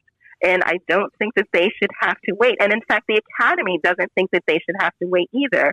And that's why they're changing the membership. Well, you just told me that the Academy hasn't done a good job in terms of getting this done by 2020, though. Well, what I said was that they met their goal with respect to people of color, but they came short with respect to women. And I absolutely agree that more needs to be done, not just by the Academy, but by Hollywood in general, because the real question is who is telling the stories and whose story is being told. And that starts way back at the screenwriter stage. The Academy and the Oscars are the end of the line. But if quality films by marginalized communities are not being greenlit at the beginning, then of course we're going to see the type of nominations that we saw at the end. Mike, you have anything else? No, I'm good. No? All right, great. April, so we appreciate you coming on and having the conversation with us. And I'm sure we'll talk to you down the line as this stuff goes along. My pleasure. Thanks for having me. Thanks a lot, April. Thank you. So there you go. April Rains or Rain? April Rain. Rain. I actually did want to ask about Sandler, but I felt like we were just going in circles at that point. I mean, she's she's got her opinion, and I don't know. Sandler's great. I give her credit. She came on and did. You can't, like I always say, you can't. We're not bashing her when she hangs up because she came on with us. We disagree on a lot of stuff. Yeah. And I don't really. What are you laughing at? Just your snippy snide comments in the middle of the interview. I'm just being honest with her. I'm not gonna. I'm just being honest. I don't really agree with a lot of what she says, but I do agree with her. Privileged of you, right? Her core premise is right, though. That it does seem that is crazy that 5 women have been nominated for Best Director. I mean, what she's really saying is Hollywood is filled with racists. But you won't say that, though. Yeah. Yeah, but that's okay. I mean, but at the same, I don't know. It's this weird. Well, it's weird. I kind of get her overall point. I get it, but it's weird to say like. When I started by saying, well, who should have been nominated, that wasn't, and it's like, well, I don't do that. Yeah, everyone should be nominated. Well, then, okay, then what are we doing? And it's not an award show. And the Greta Gerwig thing, that same board voted her nominated for the same position 2 years ago. Oh, you're saying she can't be nominated again? I mean, it's just like, so suddenly now they wake up and they're like, you know what? We hate women. We're not going to nominate. This cake was baked as soon as she decided to direct. Now, here's Little Women. I'm just saying that's like a movie that she could do intentionally to try and get an Oscar nomination and gin up this kind of anti-man resentment. But here's the thing, though. They hate her so much. The film got nominated for Best Picture. She got nominated for writing the script. And she's been nominated 4 times, I think they said. She's like 30 years old. Well, here's where she's right, April, that is that it is a popularity contest. Like there's Completely. years where they snub Denzel, so then they give it to him later. They snubbed Leo for years, so they give it to him for the Revenant, which I don't think for example, is his best this feels movie. like Brad Pitt's year. Like everyone's saying he should not win for that, but they feel like this is his time to win, and so then he wins his. But it's a fucking award show. And Sandler probably got snubbed because he's not one of them. And maybe one day he'll get nominated, but maybe he won't. And Jennifer Lopez, I think they look at as like sort of this celebrity hybrid, whatever. They don't take her seriously. Yeah, that's probably not fair. I agree. Right. But it's just. But it's a stuffy organization, no matter what. No matter what. But that BAFTA thing is unbelievable. That BAFTA thing is unbelievable. Though. Yeah, that's crazy. Denzel Washington's never been nominated. You're saying, greatest actor ever. I guess England is a little more racist than us. It sounds. I suppose we should get to work on that. April should. Do you want some sound from the Oscar announcement? Their YouTube video. Sure. You killed that. That was a lot of names. Yeah. I'm so proud of you. For performance by an actor in a leading role, the Actors Branch nominates Antonio Banderas in Pain and Glory. They do this for every nominee. There's like 600 nominees. In Once Upon a Time in Hollywood. Enough. Yeah, the class must get shorter as it goes along. They do it for best short documentary. By the way, best documentary, I just want to say 4 women were nominated of the 5 films. Why? Why would we do something like that? Anybody talk to that branch? And Oscar so female. And yesterday was the most female nominations ever for the Academy Awards. So I think 63 women were nominated. But we're talking whites here. But how many of them were whites? But if her point is most, I bet. If her point is, hey, so what? We're not equal yet. We want to get there in a minute. I guess I can understand that. Maybe I am privileged for thinking that that's not going to. I'm just being realistic. Well, were there any trans nominees? Let me see. Just Anthony Hopkins. That's it. Yeah. Is that right? Yeah. I didn't realize. Yeah, well, he wants to win. He's gonna. But it's no, I don't believe so. But that will happen. That'll be fine if they deserve it. And like Parasite is a South Korean film that got nominated for Best Picture, Best Director. Like that to me is progress. Have you seen it? Yes, I've seen it. It's very good. It's good. I thought it was an excellent film. Yeah, very good. I will say that phone call kind of had the tone of I went on the Kirk Minihane show and I was harassed by this racist misogynist. I got a little bit of that. You can't win. If that's the case, that's the case. I think April, she tweeted out the hashtag Oscars so white, it caught on. And I mean, God bless her, she turned a hashtag into a business. Yeah, sure. I mean, yeah. If that's her take, I'd say go listen to the interview. Like, I treat every guest equally. If I disagree with you, I'm going to challenge you if you're black, if you're white, if you're male, if you're female. That to me is the opposite of that stuff. I would give her credit because that was probably the most contentious person we've had on in a while since. Yeah, she disagreed and she fought. Good. Yeah. Like, I don't agree with her. She doesn't agree with us. But there are some things we actually agree on. But, she doesn't. I think it was crystallized when she said, I don't think you guys spend a lot of time talking about these issues. Like, I don't know. Well, what do you. That to me is sort of you're being. Some would say too much time. You're stereotyping. Like, what do you mean? What do we do in your mind? Yeah. Like, why are you assuming things about us? That talk about that type of shit every day. Yeah, it seems unfair to me, but I don't know. What are you going to do? Hey, as a great man once said, it never ends. Never fucking ends. The president agrees with me. That's true. He does. I saw that. I did see that. Oh. What can you say? It just never ends. I'm with you, Donnie. Right. Enough is enough already. Well, I'm glad. So the mayor of Boston is Marty Walsh. Mm-hmm. If you don't know, if you're not from Boston, I'll describe him very briefly. He's a fucking idiot. He's pretty much he's a bumbling, stumbling, corrupt crook moron who went on. And he's very stereotypical. Like, hey, how are you? Yeah, he's like the Simpsons mayor. Yes, exactly. He's just dumb and he's just a dummy. Just a traditional union goon. He is a total. He should be in prison. Honestly, I think one day he will be. I hope so. So he's getting exposed on the radio now. So we got the heads up from Steve. How'd you find out? Who gave you the heads up? Marty Walsh did, actually. He tweeted out that he was going to be on. Oh, he did? Oh, good. Oh. So I actually had to call WBUR and see what their call-in line is. Who's hosting the program? I still don't know. Okay. I still don't know who it was. So a real panicky Pete. So Steve gives us the heads up and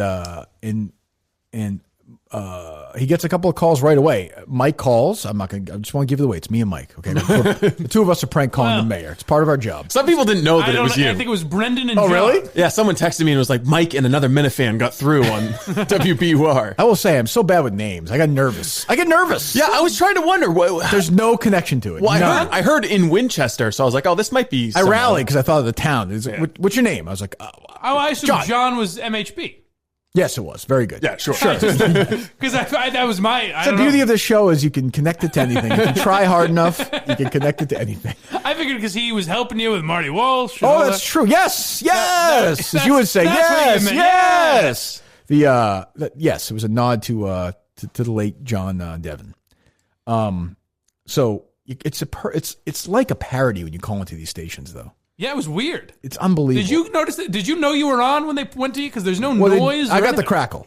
I didn't. Oh, you didn't? No, it was I got it right away. Clear as day. So Mike calls first, right? Yes. All right. So let's hear. So it's just this fucking ass-kissing taxpayer.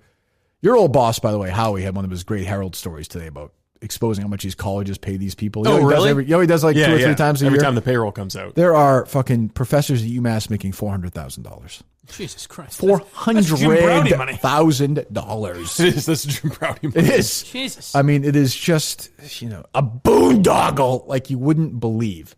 So anyway, so they're on this taxpayer, because Marty Walsh will only go on, Greg Hill or NPR, BUR. I mean, basically two, ass-kissing places, right? Now they've had Greg Hill on twice as much, which is cause to celebrate, as I would say. So I haven't heard this call yet. I purposely didn't want to hear it till now. Oh, you didn't hear mine? No. Go ahead. Brendan's on the line from Somerville. Brendan, go ahead. Hi, guys. Can you hear me? Yeah. Hi, Brendan. Hey, so I've heard a lot of celebrities like Joaquin Phoenix talking about the climate change issue, and I was wondering, Mayor Marty, do you think the salary that you pay your girlfriend could help with some of that kind of stuff? Brendan, it's great to talk to you today.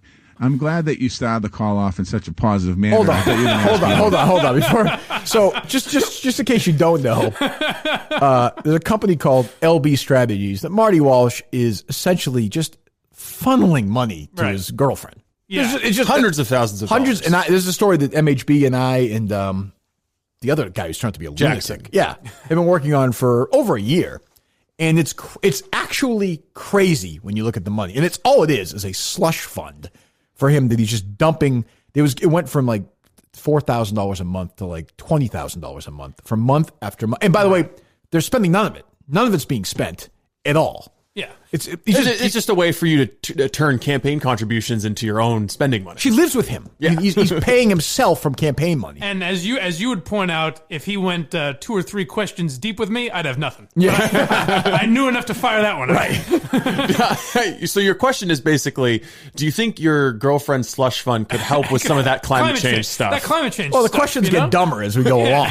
But here's the weird thing is they do, like when they dump you out, so I went on and I couldn't tell, and then when they dump you can't tell either because I'm Mike, just going, same thing. I'm talking during Marty, it. Mr. Mayor. I'm talking during as well when we're off the air. Yeah. But he spent, this guy, the Globe actually wrote about it. I forget the guy's name who wrote it. Stout? The former Herald guy. Yeah, so I reached out to him and we talked and then he didn't want to follow up. It went away. He wrote a story and it went away. That's weird because the Globe doesn't really like Marty Walsh. It makes you wonder. Yeah. Marty Walsh has paid nearly $900,000 to a campaign consultant that employs his girlfriend. So basically, there's this other woman, his girlfriend's Lori Higgins. I think the other woman's another Lori Bosio, who he just plucked out of nowhere. She had basically not been working at all. Brought her back in and said, you're in charge of LB Strategies, Bosio Strategies. They hired the girlfriend Higgins, who was basically not even working. She was doing part-time work. Brought her in and just started pretending that was a company. There's no physical, they have an address, there's no office there. When you call, they never answer the phone. But what do they do? What do they make? They literally do nothing. And they're bringing in this was March of last year, over millions of dollars. Well, maybe they came up with a strategy to just talk about bike lanes with Greg Hill. Or with, John from Winchester. Well, bike lanes was a big topic yesterday. Yeah, I heard about this. Let me hear this. I have not heard this either. You want him going on answering Mike's question? Yeah. Climate change and what we're doing in the city of Boston on climate change. And if you take a little time to research that side of it, it'd be great to see it happen. Basically, we lead the country when it comes to climate resiliency, which I don't know if you know that. If you did your background, still talking to Mike. He's talking to me. He's talking to Brendan. Meanwhile, I'm talking. I'm going. Wait, but if I can answer for 1 second. And I would talk to some of these guys who donated to this. I would go in there and go in and these guys they would get pissed off. I got almost a fight in Woburn one day with one of these guys. Walsh is a union thug. Yeah. That's all he is. Well, I imagine. So if we called LB Strategies right now, I would bet my life nobody would answer the phone. Steve put out a great promo because when I heard the Twitter clip he put out yesterday, I was thinking did Kirk call and threaten the mayor's leg? Why is this woman why is she reacting like this? I can't get into what I said or didn't say. But, so he just, this is what he does though. He can't speak in a sentence and he hates me and I hate him. And he's throwing little digs in there he goes, if you do your research. I've done my research. I've done my research. You win, Marty. All right, you want your call? I guess. Marty, would it humor you to know I've done literally no research? Idiot. You fool. Two idiots talking to each other. Let's take a call on this. 1-800-423. Oh, hold on. Let me give you a little backstory. So I call in. I get in right away, and the guy's like, we got a bunch of calls, so it might be a while. And I was like, all right, I texted Steve. Then right away it was within 10 seconds. Yeah. So there's nobody calling, I guess. And it just shows this guy goes on this afternoon show no one's listening to. He's the mayor of Steve Boston. Steve Robinson is the only listener. Right. I mean, he'll never, the deal. Well, you'll find out. I mean, this interview is an embarrassment. Oh, yeah. This is more embarrassing than anything Marty Walsh said. The way she handles this. Did a great sure. job. Go ahead. Let's take a call on this. 1-800-423-8255. That's 1-800-423-TALK. John is calling. Hold on. Real quick, Winchester, obviously, and then John is MHB's real name. So I put very good. Oh, a little bit of thought into this baby right here. Let's take a call on this. 1-800-423-8255. That's 1-800-423-TALK. Also sitting on the toilet. John is calling from Manchester. Go ahead, John. Hi, Mr. Mayor. How are you? Good. Oh, sporty. Good. I was just wondering, I was calling about bike lanes, and, I don't want to really get into the danger zone, but I'm wondering if maybe you could use some of that money that you're pumping into LB Strategies, the slush fund that you employ your girlfriend. Callers, listeners, I apologize. I don't know why I've got a second call like that, Mr. Mayor. I am so apologize sorry. to you, but let's talk about bike just lanes. for John's. I don't know what you're talking about slush funds, John. So I wish all the callers who are on the line here calling have a little decency. You fucking asshole! The screeners in the back that it's about bike lanes and climate change. Those are serious issues that actually listeners want to hear. We're making a mockery of you them. guys taking cheap shots again. Kirk, as far as bike lanes, we're making investments. Just if John is concerned about bike lanes, he's in Winchester, so I'm not sure if he is. But if he is, we'll dig at Winchester. In the capital budget last year, what if he moved to Lexington? Look at this idiot. He actually doesn't think this is a prank phone call. Parking fines and doubling parking fines and all the money that we're creating there. We're actually, ironically, the last two callers, we're investing it back into infrastructure. Bike lanes are part of that. I'm not sure the irony there, but okay. It's fucking brain dead. So then they crash right into a break. They got to go back and scream at the call screeners. What do you think the conversation, like when they first go off air, when they go to break? I can't, Mr. Mayor, I can't even. I'm so sorry. It's all right. Hey, I know it's not your fault. No, I'll tell you who Marty's most angry at is his own team. Because when we had him in for an hour on my old show with Howie, they filled up the phone lines with their own calls. Oh, it was like, sure. It was like the first time that it ever happened to us. We got like 4 hangups in a row because, the message goes out around City Hall like, hey, we need to jam the phone lines here. Fucking unbelievable. I mean, what a corrupt and these decency. I know. Why don't you answer? You've never answered these questions Have some publicly. common decency. The one time I confronted him at this event, like he tried to get in my face, and I was like, "Are you doing this like union thug thing on me? Like, what are you going to beat me up?" At least he gave you an answer. He bowled over my question. It's true. He said, hey, this is an important thing. Hey, if you did your research. Now, if we had known better, I mean, the Minute fans could have called 20 times in a row and driven this guy nuts. Oh yeah, they probably would have just stopped taking calls. I got right through. I was the first guy on. Same here. I think I don't know if was I the very next caller or no. Maybe. No, there was like 1 or 2. I mean, what human being would have an actual question for this idiot? Old people, I guess. Callers, listeners, I apologize. I don't know why we've got a second call like that, Mr. Mayor. I apologize to you. Oh my God. Who is that woman? Seriously. Sorry. Find out who that is. I gotta find out. I want to talk to her. She's a fucking embarrassment. As far as the EI hasn't hired her yet. Mr. Mayor, for you, I will cut my wrists open. I mean, really? And bleed out to show my loyalty. Mr. Mayor, Mr. Mayor, I can't believe these people ask legitimate journalistic questions, and I'm afraid to ask. I'm so sorry about that. I'm so sorry that the journalism in Boston right now is led by MHB, Jackson, and Kirk Minihane. We're all sorry about that. So is it, like, if that's the thing, I know what you would do of it, but just any radio host, I would think if something comes in like that you're not aware of, like if you've never heard of LB strategy before, you can say, well, I'm curious, what is this LB strategies thing the caller's talking about? Well, Mr. Mayor, I would say, first, I would never call anybody Mr. Mayor. Mr. Mayor. I'd say, Marty, what do you, is there anything you'd like to say about this? I mean, these seems to be accusations. And first of all, this woman should know We've had that. multiple calls about it so far. Why don't you just set the record straight for us? That's all. If you do your research there, pal. And Tiziana Deering. Hey, Pally. Who? Tiziana Deering. Can we get in contact with her? I just want to ask her why she's so stupid. Call her up. Is that going to be an issue or no? Yeah. Let's see what she's doing. Is that going to be problematic? Let's get her biggest regret. I mean, really? Jesus Christ. Mr. Mayor, the listeners, the callers, Mr. Mayor, I'm so sorry. We won't put you through that again. We're going to get back to really interesting talk, like actual bike lane discussion. But imagine hearing a caller say, like, hey, can you use the salary you pay your girlfriend with? And not having a fault being like, what is that, Mr. Mayor? What is that about? But he knows that's the safest place to go. Yeah. And, and the BUR buildings, I'm sure, Marty Walsh is helped help them get deals and union stuff. Is BUR? I know it's a different frequency, obviously, but is it the same as what Jim and Marjorie are on? Yeah, same thing. Same thing. I mean, essentially the same thing. It's the same style of show, but GBH is its own nonprofit, and I think WBUR is part of the national NPR. Yeah, okay, right. So Marty Walsh, probably gets them deals for construction and all that shit, and that's how it works. City contracts, that kind of thing. Yeah, no question. And I mean, this thug, this union goon, was going to be in charge of a city that had the Olympics. Be great. Would that have been unbelievable? It would have been disastrous either way. I mean, the only good thing is he'd be in jail by now for sure. Yeah. Wait, that would be happening now, or would it be 2024? Oh, okay, I was going to say this year. 4 years out. But imagine if that woman just started crying. Like, Mr. Mayor, I'm terrible. I can't believe I don't know why these people are doing this. You know what? I quit. I'm out. I'm out of the business. I'm retiring. What these two gentlemen did is wrong. It's not right. It's just not right. I mean, I know there's war and rape and famine and stuff like this, and there were 5 men nominated for Best Director. There are real issues in this world right now. But, Mr. Mayor, I have finally met my breaking point. And with that, I bid you a fond farewell. She just blows her brains out. Why a weird... So the call screener answers and goes... You're the same guy I did, probably, right? Yeah, I assume. And he goes, hey, what's your name? Where are you calling from? And I said, Brendan in Centerville. Yeah. He goes, all right, Brendan, what do you want to say today? And I go, I hear these celebrities talk about global warming, and I wonder, like, what can I do as a citizen? Well, how can I contribute? And he goes, oh, man, that's a great question. He said, really? I'm digging that, man. So then I'm on hold for like a second, and then he gets back on and says, hey, Brendan, we're going to try to get to you. The phone lines are jammed. I got the same thing. And I go, okay. And then they go, Brendan in Somerville. I got the exact same thing. So I called, and he's like, what's your name? I'm like, John. Where are you from? Winchester. He's like, what's your problem? I was like, I got to tell you. Like, I'm driving into work every day right into the city, working hard.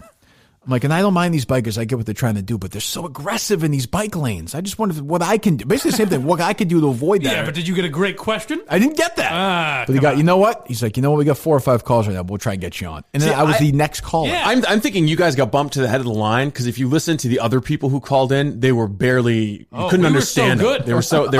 They sounded so fucking stupid. That's nice. They're like 80-year-old people asking Do we have any of those idiot questions. No, I didn't pull any of those. Hey, good for us. I guess. Well, their show would do that. Really. Back-to-back calls with this fucking idiot, corrupt, stupid mayor. I wish you could have had the audio of me going, no, but Marty, I did the same thing. Mayor Marty. I did the same thing. I was like, no, but I was like, let's talk about the bike lanes. And then eventually I'm just like, wait, can you hear me or no? I was going to say, but I was like, I just didn't know what gets cut out, how quick they are with the dump button. Yeah. So they didn't dump anything. They just turned your mic off. See, right. I texted Steve right away because I was like, that didn't get through. Right. But it did, sure enough. Because I was going to say about the bike lanes, I was going to say, do you ever let Greg Hill finish on your face? See, the thing is, if you're working at EEI, you're like a trained monkey with that dump button. So there's any sense of danger, it's dump. They never have to worry about it. That would have got them from EEI because they would have known something was up. First of all, at WBUR, they're like, where's the dump button? Right. At EEI, those calls would never got on. They were so obviously... right. They would have been like, what? What are you talking about? Yeah, I want to talk about celebrities talking about glue. It doesn't make any sense. Just anything. Like, they could smell most of the time fake callers. Usually. Essentially, the whole call was set up so that I could say Joaquin Phoenix. Right. I just a danger zone. That was it. Like, good. Well, we got Massachusetts off the board. We're doing it again. I call a mayor from every major city in the United States. And small cities. Yes. But that's funny, though. I mean, just like, you can tell how rattled he is, too. He has no... If you had any decency there. Decency? Well, I asked you a legitimate question. I mean, I couched under the bullshit world of bike lanes, but still. It's immoral. Do your research. It's immoral to ask him a campaign finance question. Stealing money from people to give it to his girlfriend is telling me about morality. What are you, a wise guy? Oh, God. Yeah, we do hate each other. It's a good rivalry, I guess. It's a spirited rivalry. I like it. You go back and forth. This Kevin Cullen thing is good? Well, it's funny. It's the one line. It's just, do you believe Kevin Cullen? I guess is the question. But he lacks all credibility. So anytime you read any coincidental, serendipitous claim, you're like, oh, this is bullshit. So he wrote about the Queen and all that stuff. Well, he's on the royal beat. He spent so much time in Ireland. He's acutely familiar with this. In 1997, I arrived in London just as most Britons woke up to the news that Diana was dead.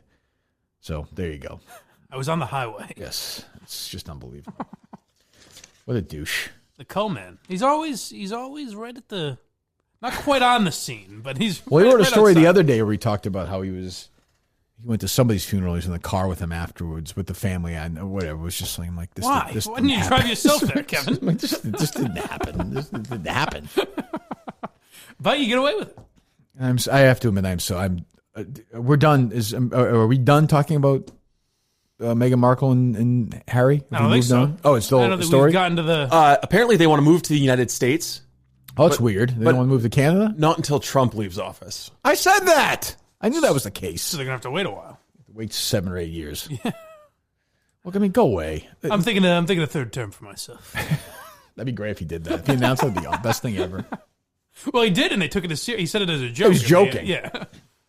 Oh, I think it's couple of stories I actually found semi-interesting. I'm glad you printed this one out, Steve. Good job, Steve. People are shitting on Jeff Bezos for giving $700,000 to the Australian fire victims. What's the problem with that? Why?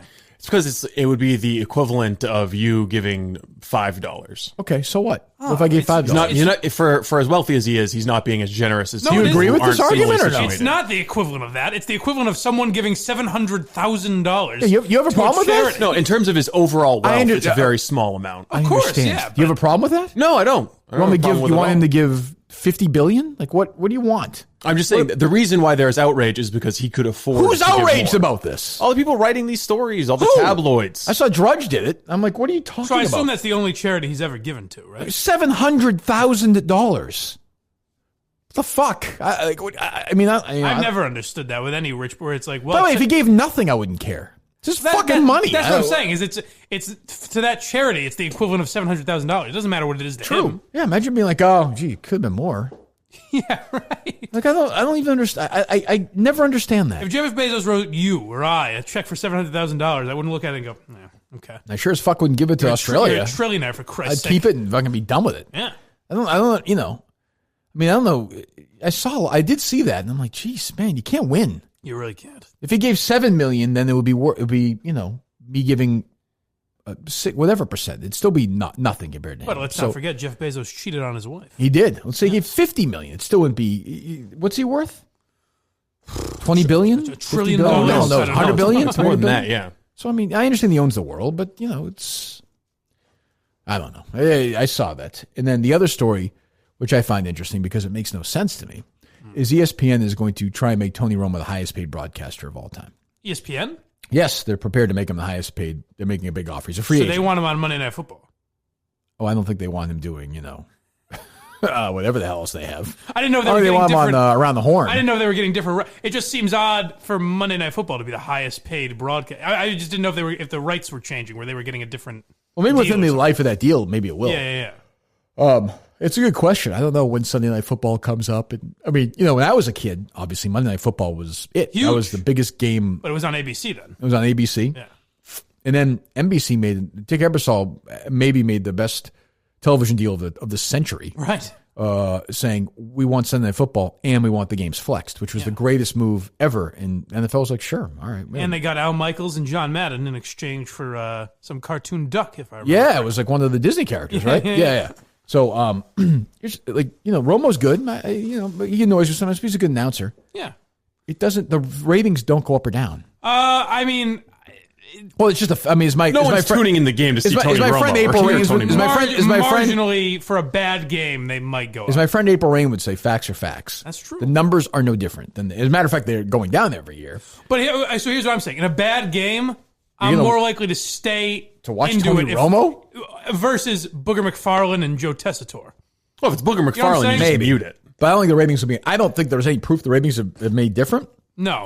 But it's a better broadcast. Like I'm more into watching it. Yeah, but I mean, it's a good broadcast. I guess, but they're going to pay him a lot of money in a time where fewer people are watching television, and the ratings have nothing to do with who calls it. It'd be like paying somebody. It'd be like paying somebody more money to star in a sitcom when the ratings don't matter. It doesn't make any sense. It doesn't make any business sense. I don't care. They offered, and maybe he's just never going to announce. But everyone assumed Peyton Manning was going to broadcasting. Oh, he would suck. ESPN and Fox were in like a betting war where it got up to $10 million a year. It's crazy, and it would be terrible, and it wouldn't matter. Romo's good, but it doesn't matter. Gruden was good. It didn't matter. Like the game, it doesn't matter to I think it does matter because I do believe there'll be a slight difference for Romo versus Booger McFarlane, especially in bad games. The ratings aren't any different with Phil Simms or Tony Romo. It's certainly not. Are they definitely not? No, they're not. I mean, football ratings are going. They had a good year this year, but football ratings have been going down. I mean, that's television. That's just television. Well, day games are tough too because there's so many games going on. People just flick on Red Zone. Yeah, but Romo. I'm saying that's the only game, and it's either Romo, NFL versus whatever else is not on. really though, because Romo and Nance do a lot of 4:00 games. Where they have the big game in the country. But they're still versus Red Zone. That's true. Yeah, that's true, I guess. Yeah. But it's weird that, in a time in history where less and less people watch television, they're going to pay these guys more and more. And they're still doing it. Was there a number thrown out there or no for Romo? ISP broadcaster, $14 million annually, potentially. Jesus Christ. I mean, what a gig. Yeah, because a couple of years ago it was 10 for Peyton. Yeah, so it makes what sense. A gig. Jesus. And he's good. I mean, he's good. He's good. I mean, he annoys me sometimes. And ESPN will have him do. Well, here's where it might be worth the money. Is they'll ESPN use him other shit. The shit that Gruden used to do, the quarterback camps and all that stuff. That's where Romo will make his money, I assume. My guess is he'll stay at CBS. It's a much easier gig. Yeah, because he doesn't have to do anything. That's the thing. At ESPN, he would have to do all that other shit. He'd have to do the draft. Go on, pardon the interruption, and do the football show CBS, with these other guys. Maybe he does a spot on CBS Radio once a week or something. But I don't even know. I don't even think he does like radio. Maybe not. But I've never heard him doing that stuff. You'd have to wonder how sensitive he is to another $1 million added to his contract, because he's probably set for life, and it's more of a lifestyle thing for him, right? He's got an easy gig. They let him play golf whenever he wants. And now he's got the Corona deal too. Yeah, he's loaded. All it takes is 2-3 years, whatever it's been, where now he's the guy where he's got a job in broadcasting for life. Oh, forever. Unless there's a scandal of some kind. Oh, forever. Yeah, he'll be the top guy at CBS for forever. They'll get rid of when Nance is gone. They'll bring somebody else in. He'll do it for 20 years if he wants. 15 years. Till I'm dead, Tony Romo will be broadcasting football. Making $10 million a year. Yeah. And, good for him, but I just think it's a weird... Television still hasn't figured out. They pay nightly anchors still a shitload of money, and Today's Show I think people... it's more worth it. Here's the interesting thing, is if CBS outbids ESPN for Romo. Because that makes even less sense to me. I agree. ESPN can have him do a lot of shit. True. Although, CBS, I don't get it. Although it'd be a big hit for CBS, though, just in terms of in their mind, it would be a big hit just in the brand. Yes. Which is again, so what? Yeah, because without Romo, CBS is the dullest broadcast of the three. I don't even know who the hell they put in. It'd be Rich Gannon. I don't know. It would be. They would try and make Boomer. No, they'd throw a lot of money at somebody who hasn't done it yet. Peyton Manning. Fuck it up. Yeah, and he's boys with Jim Nance. Yeah, they'd be terrible. Just like Be like having Brady do it. Brady'd be awful. Awful. But someone will make an offer, or at least a call. I don't think he'll do it, but I see the other name is Drew Brees. I saw Schefter tweeting that out this weekend. Like, he'd just be boring. He'd be fucking boring. I don't know. I found those two stories sort of interesting. I owe an apology to Kevin Cullen, though. I just found was a story. He there? I found a story in the Globe Archive from September 1st, 1997, and the byline at the bottom says, Kevin Cullen reporting from London. Ooh. Is that confirmed, though? They could just say it. Yeah, he might have been there, but I mean, so what? I mean, I like to read the stories while he was there. He's driving the limo. Well, it's still a classic Cullen move of, he was somehow personally connected to this story. Yes, one second. See what's going on here in the world. Are we missing anything else, Steve? We've got the Steve Peralt sound. Oh, 1 second.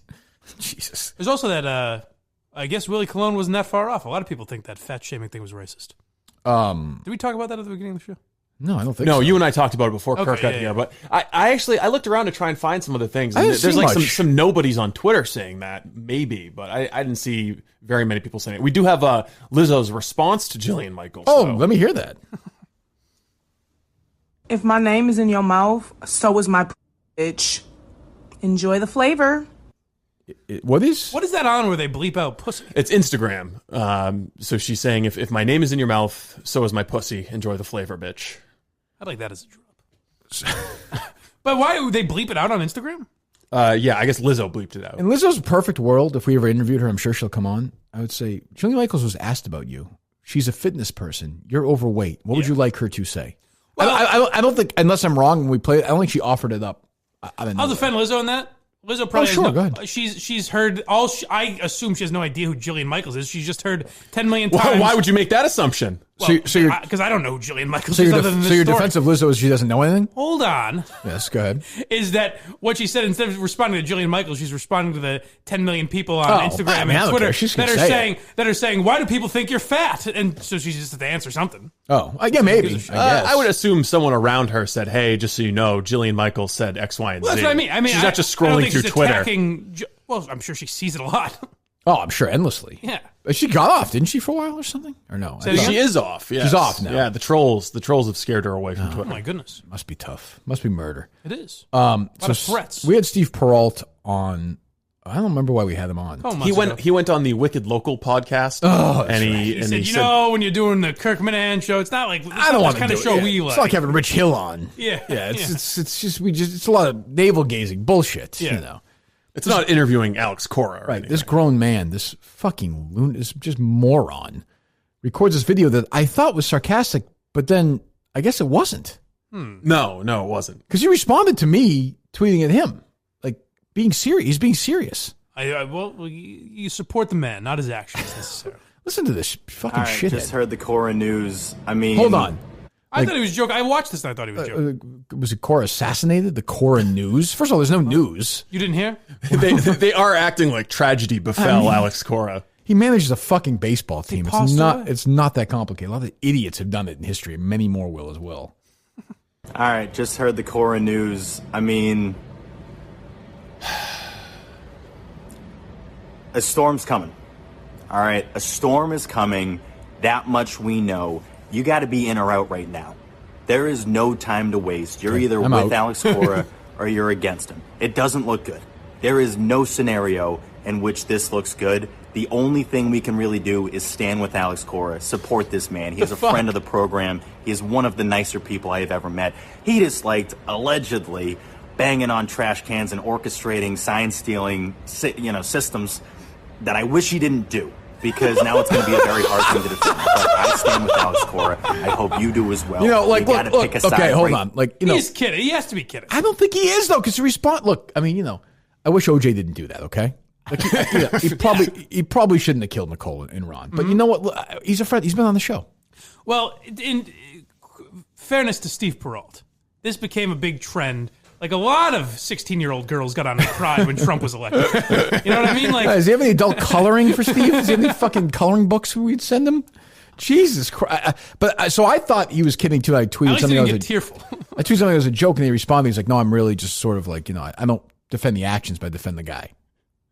Like, hey guys, I know that Ray Rice video looks bad, but you're either in or you're out. Let's all fucking relax here a little bit. I don't defend the actions, but I defend the man. It's a baseball cheating scandal. I mean, maybe he's deep in the character, like Andy Kaufman. That's what I think. But I don't think so, though. He's a very serious guy. I don't know. And Carrabis is like falling over, twisting himself in the pretzels to defend Cora. Just like the guy fucked up. Carrabis is a character. Yeah, but I think he's also a total fanboy. Oh yeah. I don't understand. But I'm saying Carrabis can't break that. Whereas I don't know what Steve Peralt is doing, where it's this weird look into the camera. What would what would Jared do if David Price got popped for beating his girlfriend or his wife or something? Look, guys, you're either in or you're out. I mean, I'm serious. He would say, geez, it's tough. Doesn't look good. If these allegations are true, let's not jump to conclusions. But if these allegations are true, that's a rough look for David Price, and I don't condone that. But he's always been good to me. Remember when he said my name at the press conference? That's what I mean. Like, I'm not saying what Cora's doing is that, but at some point you got to be like, the guy fucking fucked up. He's an idiot. I mean, yeah. They would all. I think that's the other thing they would say is like who cares? It's a cheating scandal. Whereas if it was Aaron Boone, they would be outraged. I mean, the next manager will kiss their ass too. I mean, it's not that they'll go on and jerk each other off in some interview. It's not that they don't care. Yeah. So interesting tweet from Dave Cullinane this morning. Not shocked that they start recording a TV news segment with Jerry Callahan the moment I leave the room. Has a local TV station contacted Jerry? Called in my guys. What does he mean? Not shocked. I don't know. He's somehow making it about himself. The important part is that Jerry's doing a TV interview at Legacy Place this morning. Don't do this. Don't do this. What's he? I wonder what it's about. Local. Well, I can tell you. My guess. I don't know. This is my local TV. Local retiree finds hobby. I was gonna say, and even the new world of podcasts are reacting to this Alex Cora situation. That whole thing. I thought it was going to be more like this. Even this doddering old man could figure out podcasts. It could be that too. Oh, Jesus! Look at him use his iPhone. And Jerry's saying, "Yeah, they got a popcorn machine over here. It's really good. Walk around here." If Jerry's just giving a tour of Legacy Place. It could definitely happen. We have to find that sound, obviously. What do you want? You want a full scoop of popcorn? We can do either one. Popcorn's good. It's good. It's good. It's good. Yeah, you couldn't help yourself. You think it's the most goldfish, didn't you, Minihane? I knew it. I knew you'd do that. I knew you'd do that. Now get out of here. It's time for knockouts at 8 a.m. Cora's how about that tweet yesterday where fucking Cullinane hashtagged every NFL team left in. What are we fucking doing? What is this, radio station in fucking Des Moines? If you're going to use Twitter, use it right, I say. Wait, is this 2009? What do you mean? You gotta let people know. You gotta let the Seahawks fans. Here's my. This is not local radio anymore, pal. Here's my FFs, my follow Fridays. Hashtag Scott Mutrin, Turtle Boy, mean, look, what's next? Let's do the fucking he wants show. everyone to see. He wants all fan bases to see the show. I guess the theory is that a Seahawks fan, is going to search for Seahawks on Twitter and then see the podcast. That's what I'm saying. It doesn't make sense to me. It doesn't work that way. I think we've all learned. I don't know. What, Mike? Do you still do that? Yeah. I hashtag things sometimes. Yeah. Do you really? Of course. I hashtagged Uncut Gems when I saw it the other day. Why? You know. No, I don't know. No, I asked you because I don't know. If you're going to use social media, use it right. If the people want to discuss Uncut Gems, make sure they see it in the right spot. You know? No, I don't. And maybe all the big Uncut Gems fans say, "Hey, Mike, this guy's awesome. Mike thought the movie lived up to the hype." No, like what is your like in your mind? If everything goes perfectly right there with that hashtag, what's going to happen? I don't know. I just do it. I've sort of been programmed. No, I don't think I've ever. I shouldn't say I've never done it. I probably have as a joker, but I've never really understood it. Yeah, it's it gets you in on the conversation. If people are talking Patriots and you want to be in on that, you hashtag Patriots. I got a number for you, Steve. 304 425 5887. I wonder who this is. Sorry, give it to me again. 304-425. 5887. You'll never guess who this is my guess. But you're a smart guy. Alex Cora, you'll have to tape. Could be.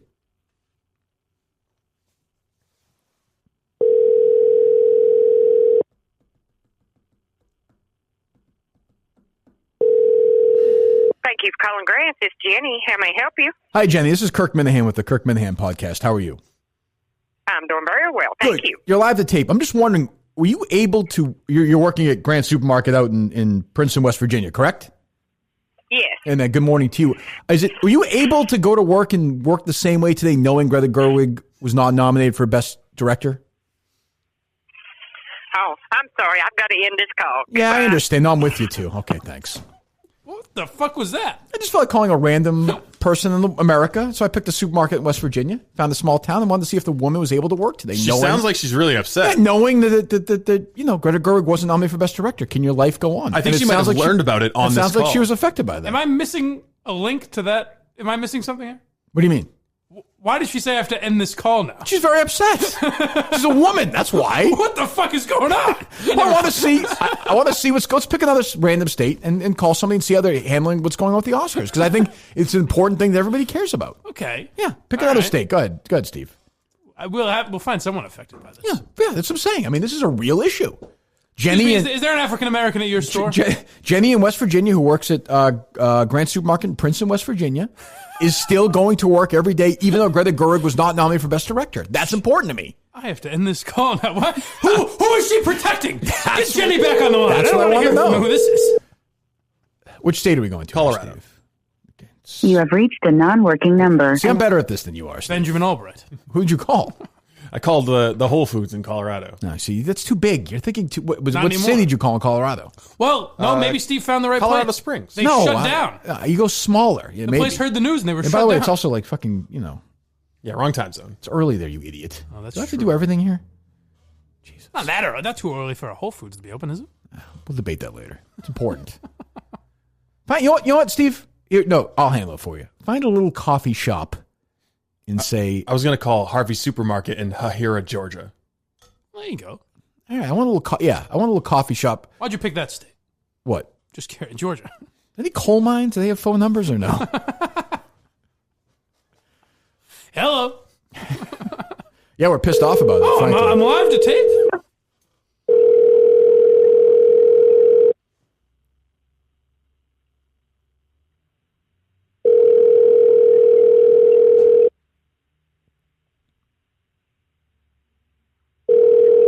Jenny seemed like a very nice woman. She seemed like she was hiding something.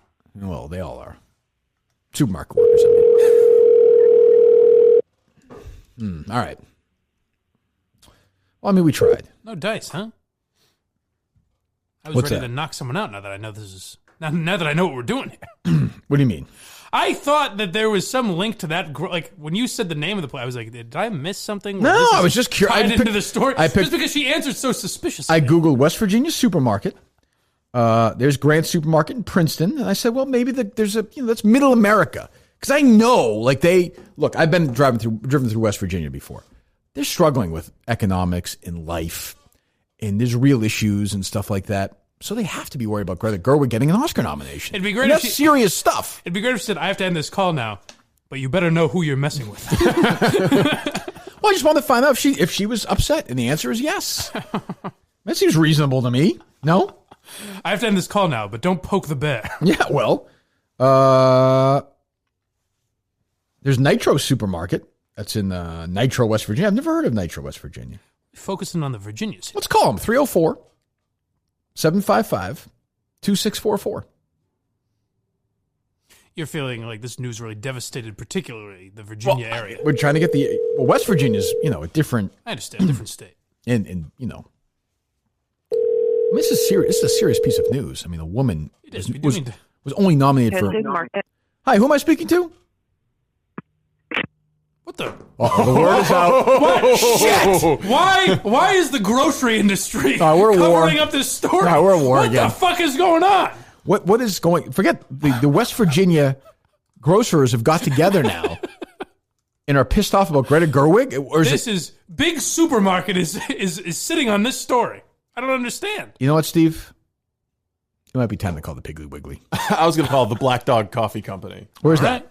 It's in Shenandoah Junction. West Virginia? Yep. We're very focused on West Virginia. We're going to be doing a live show from there soon, so let's hear it. We will find a grocer to answer our questions.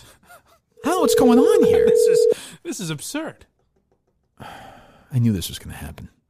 Did you? Yeah, once she wasn't nominated yesterday for director, I knew we were going to be doing this. And this pisses me off. Good morning. Thanks for calling the Black Dog Coffee Company. This is Teresa. How may I help you? Hey, this is Kirk Minihane. I do a podcast, the Kirk Minihane podcast for Barstool Sports. Okay. Trying to get a local flavor down there. The Oscar nominations were yesterday. Greta Gerwig was not nominated for Best Director. Are you as outraged as we are about that? I mean, what? What is going on here? Why are they covering this up? What is? I don't understand this. I don't understand this. If Steve, you sell food what am I in missing this country, you're not allowed to discuss this story. I think we have to get. Are you calling West Virginia again? I am. Who are you calling now? The Wild Bean. Where's that? Lewisburg, West Virginia. I've been to Lewisburg, West Virginia. They will. Wild Bean. They will answer the call. I believe they'll answer the call. Just say the bananas are ripe. They'll know what that means. Hello, audience. Oh boy. Hello. Hello. Who am I speaking to? Matt.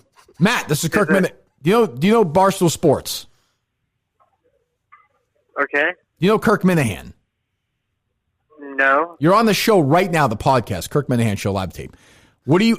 We're trying to figure out. We've been calling different places in West Virginia. There seems to be some conspiracy down there connected to Greta Gerwig not being nominated for Best Director for Little Women, though she was nominated a couple of years ago for Lady Bird and the screenplay. What do you think that's about?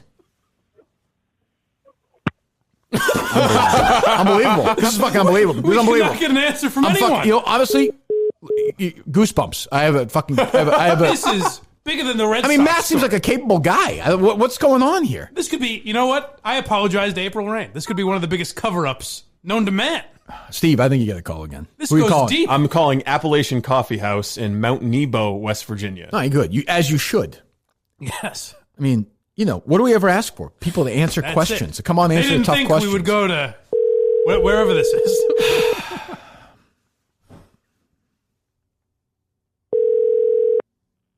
Appalachian Coffee House. How may I help you? Hi, my name is Kirk Minihane. I do a podcast for Barstool Sports. You're live to tape right now. I just have a question if you'd like to answer it. Sure. Okay. So, the Oscar nominations were yesterday? No, I did not know that. Well, Greta Gerwig was not nominated for Best Director. And we've called a bunch of supermarkets in West Virginia, and they keep hanging up on us. And I think there's some conspiracy going on. What do you know? Yeah, what's... what the hell's going on here? God damn it! What the fuck? That's it. Are you fucking with us, Steve? No. Maybe I'm more of a mallet to the head kind of a guy. But I wanted to get straight to the answer. I gotta go the only person who would... Little Alex Jones, what is going on here? Obviously, the big supermarket is covering this thing up. But hold on. Why would the supermarket cover up Greta Gerwig not being nominated? The dairy industry, after being framed from global warming, is attacking Hollywood now. Why would it tie into Greta Gerwig? They're notoriously racist. Think of a black farmer. Greta Gerwig is white. Huh? She's white. Well, whatever. We're women. Well, Oscar's so white. Hashtag. I don't understand. Huh? Get April Rain back on the phone. I think we have to apologize to her. Oh, wait. Trailhead Coffee Shop, Davis, West Virginia. All right. I'm not familiar with Davis, I hate to say. Coffee shop. Hi, my name is Kirk Minihane. Hello? Hello? Hi, my name is Kirk Minihane. I host a podcast for Barstool Sports. You're live to tape? Excuse me? You're live to tape for Barstool Sports, a podcast. My name is Kirk Minihane. I just had a couple of questions for you. Okay. Why is Greta Gerwig not nominated for Best Director, and why is the state of West Virginia covering this up? I have no idea what you're talking about. We've called dozens. I mean, you must understand. We've called dozens of supermarkets, and we've gotten no answer. We are not a supermarket. I know, but we've tried other supermarkets. We're now going to the coffee industry. Yeah, why? Okay, I don't have time for this. All right, no one does. Of course you don't. It's fine. Fine. I think we got our answer right there. What else do we have to say? Oh my God! It's almost like she is busy with her job. Yeah, why don't more people have time for this? I'm not surprised you get that kind of reaction. Trailhead only has 4.5 stars. But that lets you know. I mean, look, we don't want to slam them, but that lets you know the coffee industry may not be as tapped into this as the grocery market. I have to wonder, was Little Women is Louisa May Alcott anti-grocery? I have to go back and read the book again. I wonder if the Academy as a whole is anti or pro-grocery. I'm sorry, did you say you have to go back and read the book again? I think I read it in school, didn't I? I must have, no? When they read recreation. The Academy is being funded by Stop and Shop, Market Basket, and the Piggly Wiggly. And Bean. Well, I mean, there is now, of course, no question that we'll be doing a live show from West Virginia. If we're allowed in the state. That's true. You realize, Steve, now, at some point, the three of us will be sitting in a supermarket doing a live show. In the middle of nowhere, West Virginia. That wouldn't be the first time he's done that. That's true.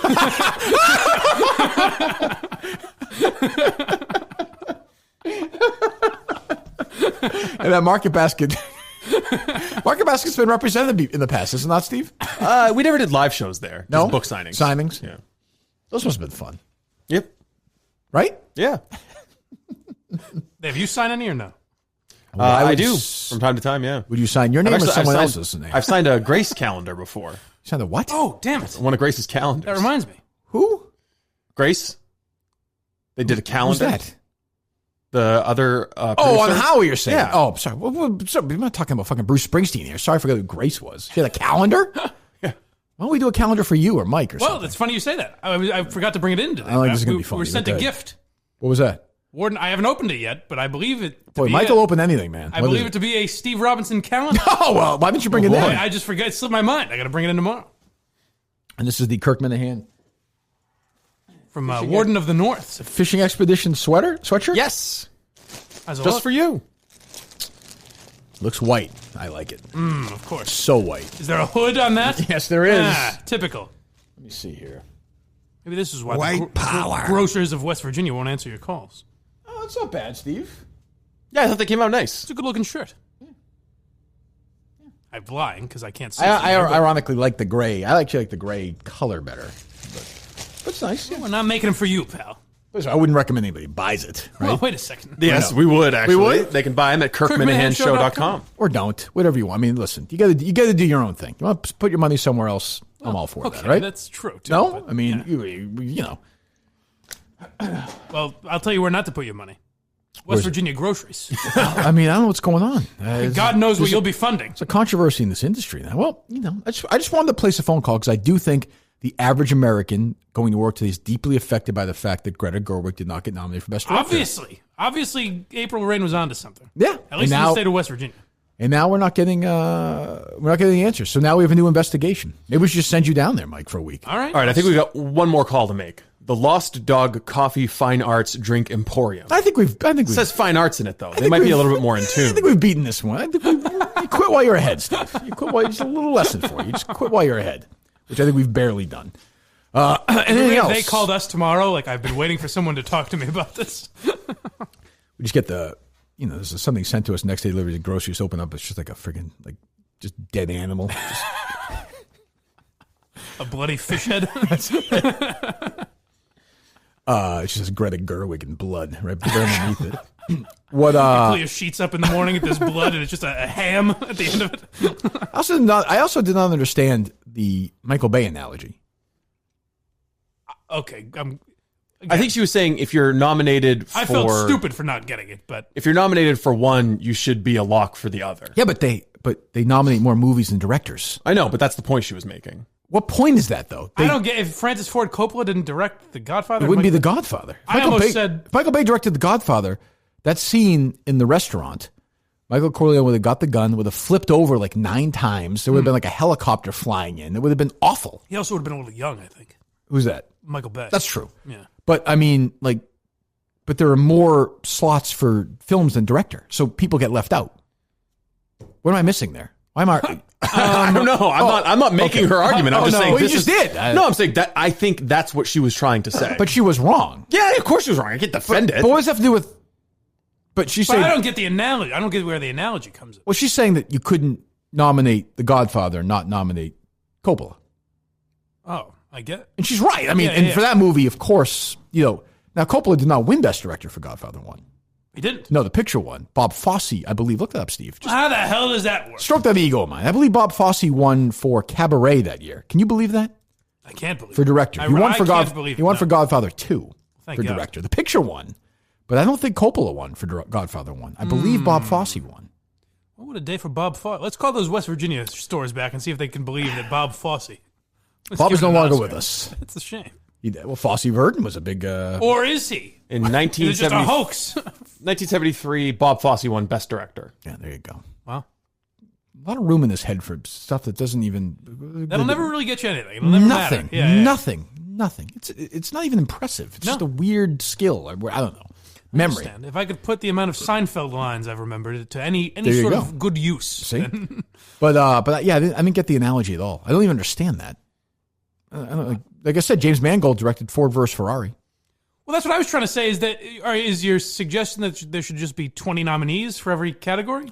Yeah, but I think then she would say, she would just say, well, the board would just have 20 white guys. And she might be right, by the way. But then what? I don't know. But again, what we never got to with her is then why do they nominate Denzel Washington or Viola Davis or anyone else that gets nominated? Why are those blind spots in their racism? I don't know. Yeah, it's selective, I guess. And, I don't know. I have no idea. Moonlight won Best Picture. It's an independent movie about a gay black guy, I believe. That won Best Picture. She's right that it's a popularity contest. I just don't Completely. think it's a race-based popularity contest. Well, I think there are, people have their prejudices and not even, she's right in that. I think the fight is more with having people make movies for women or minorities. It's not with the award Oscars. ceremony I behind agree. it. Yes, I wish I had said that as well to her. That's not really, and she alluded to that at one point. That's what I was trying to say with my question about why is this kind of your fight, because I don't think it's and I guess she answered it. She's like, well, it's more about filmmakers. It's a bigger thing. Yeah. Which I guess is, that is true. I guess that's true. I don't know the answer to that, but she's probably right. Most films are directed by white guys, but I don't know, this year, you had huge directors making big movies that got nominated for Best Picture. I think it's also just a quirky year. Scorsese directed the movie. Tarantino directed the movie. I think at the core of people like April Rain, I kind of agree with her. I agree with her what she's trying to do. I just don't agree with the tactic of making it a race issue. Yeah, it's worked for her, I guess. You know what I mean? Yeah. What else, Steve? Did you guys see the AB audio from yesterday?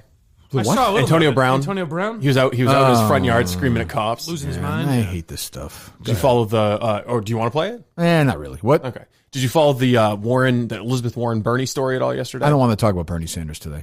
He hates women. Yeah. He doesn't think a woman should be president of the United States. I believe that story, honestly, about as far as I can fucking throw daylight. Why?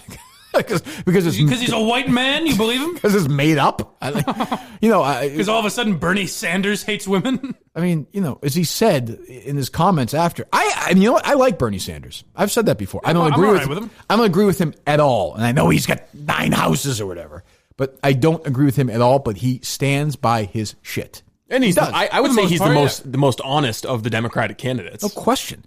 Now, if he's elected president, none of these wacky things will ever get done, so it doesn't matter. They can't, yeah. Right, but, I admire the fact that he believes his shit and doesn't vacillate. Yeah. He doesn't. Elizabeth Warren goes which way the wind blows. She chases stuff. He doesn't chase anything. That's the thing. The reason Bernie Sanders got punked by Hillary and now Liz Warren is because he's kind of a more honest guy. He's not the typical politician. I think of a lot like I thought of Ron Paul, who I admired as well, who was kind of a lunatic, but I admired what they believed in. And I don't agree with it, a lot of it, but that's okay. The idea that Bernie Sanders ever said to her, a woman can't be elected president is, first of all, bullshit, just because even if he believed that he wouldn't say it true because of something like this. He would never say that. There's video of him in the 1980s saying that a woman could be elected president. And as he said, it doesn't fit his character at all. And as he said, this was in 2018, this is he said yesterday, he said a woman in his mind was just elected president. Yes. I mean, whether you agree with that or not, she got 3 million more votes. Well, the guy lost the Democratic nomination to a woman. Yeah, I mean, it's just silly. I believe that something was said. I bet Bernie Sanders said something like, Trump voters aren't going to support a female candidate, or whatever the case might be. I can see him saying I could even say even saying, like, if they're talking about if Hillary it was 2018. Yeah. If he said Hillary decides to run again, she's not going to get elected. Or something like that. Yeah. Well, something that could be twisted into a woman's not going to be president, and then people like Liz Warren take that and twist it. But in reality, what Bernie Sanders is saying is probably that the patriarchy in this country is so strong that they won't allow a female president, which proves what everyone that supports Bernie Sanders and Liz Warren says. Which is also crazy, but still, you know, like it's not Liz Warren's not dissimilar to where we started today with the Red Sox. She thinks she's much smarter than you are, so she's playing dirty. She tries to trap Bernie Sanders, but she loses. Oh, no, it wasn't her. She said she wasn't going to go against Bernie Sanders. But she looks bad in this. He doesn't look bad. She does, because nobody believes it. And people are saying, well, she's trying to smear him. Because Bernie's always going to be the underdog. That was Hillary's Proud Week with the basket of deplorables thing. That was Hillary's. Bernie's people are also incredibly loyal. So Elizabeth Warren just fucked herself over, because any loyal Bernie person is like, Elizabeth Warren is going to stoop and lie what Bernie about Sanders Bernie? could really do, he won't. He could really fuck over the Democrats. He could run as an independent. Yeah. Easily. And he'd get his 18%, and they would all be Democrat, but all of them, essentially. He would, but he hates Trump. He should just come out and say, you know, in that same meeting, Elizabeth Warren said a Jew could never be president. Right. I mean, seriously, honestly. Like, or sorry, he'd have to have 4 anonymous aides leak it to CNN. Yeah. Why do they get to be anonymous to make that kind of an accusation? Shouldn't they have to put a name on that? He has some awful recording where it sounds bad or whatever, which I don't know. I don't imagine that exists. There's no way that Bernie Sanders said a woman can't be elected president. That's just doesn't make any sense. It makes no. It's a lie. It reeks of desperation. It's complete. She knows it's over. She's it's especially if in the '80s he said the opposite. Yeah, less progressive. 30 years later, you know it's going to come up during the debate tonight. Yeah, the debate is actually almost worth watching tonight. Although I wonder if they're going to play a Class C or whatever. But Liz Warren's like, I wouldn't have said that. I would never suggest that. Things were said. Let's move on. And because it's just being tied to her, in the statement that they put out this morning, she said she confirms it. Oh, she does? What's the comment? She just says, yes, Bernie did say this, but I don't want to talk about it anymore because it was a private discussion. So, I'm going to orchestrate a leak of this to CNN or BuzzFeed or whoever. Yeah, it should be printed out underneath the New York Times story. People to think he's a sexist, but I'm not going to comment on it anymore. Yeah. I mean, it's just it's unbelievable. It's unbelievable. Oh, here it is. You don't see my guy Yang mudslinging like this. That's true. Starting in the sentence. What would happen if Elizabeth Warren says, if the Democrats nominate a female candidate, I thought a woman could win. He disagreed. It's just absurd. Well, okay, so maybe they said Hillary Clinton could win the next, like you said. But you know what else maybe he said couldn't win? Elizabeth Warren. Yeah. Maybe he's like, you're just not electable. Yeah. Nothing to do with being a woman, Right. And by the way, she's not. The next sentence is so rich. I have no interest in discussing this private meeting any further. Maybe he even said the female candidates we currently have could not win, could not become president. Maybe, but which is that's not a sexist thing. It's talking about specific total smear job. Yeah, it's just insane, totally insane, but at the same time, not surprising. Really, as me and the Trumpster would say, it never ends. Never ends. It really never does. Maybe it gets ugly tonight, but I doubt it. Who do we have left? How many are left in this bad boy? Biden, Pete. Yep. It's basically a four-way race at this point. Biden, Pete, Liz, and Bernie. Really, Yang's not in the debate. Yang is in the debate tonight. I think. I thought so. Is he? Booker just dropped out. Booker's out. Tuesday's debate is going to have Joe Biden, Bernie Sanders, Elizabeth Warren, Pete Buttigieg, Amy Klobuchar, and Tom Steyer. What the hell? This is bullshit. I won't be watching. I don't think I'm boycotting. Yang didn't make the polling threshold. The only issue, Mike, is he polling at 0. Other than that, he's got a really good chance of being president. I don't believe those numbers. I think it's a racist tactic by the Democrats to keep Andrew Yang out. But really, do you think Tom Steyer has more supporters than Andrew Yang? I do not. What the fuck is Tom Steyer doing in that debate? He's a drip. And this is brought to you by the party that wants to get big money out of politics. It's also inclusive. Mike Bloomberg and Tom Steyer have bought their way to. Oh, but is Bloomberg in tonight? No, he's not in tonight. He doesn't debate, right? Doesn't he? I think that's weird. Out? I think that he's not playing in Iowa or New Hampshire. And good strategy. I know. But he's paying $10 million. What about Deval Patrick? He's polling high. Is he officially dropped out yet or no? No, he hasn't. No. Jesus Christ. I didn't realize he was still running. I saw him the other day. He was on GBH with Jim and Marjorie last week. Oh, my mistake. How did I miss that? He just got his nuts grilled, huh? Yes. Marjorie at the right, Jim at the left. They just not let up at all. Why isn't Yang in this debate? I don't think he met the polling threshold in Iowa.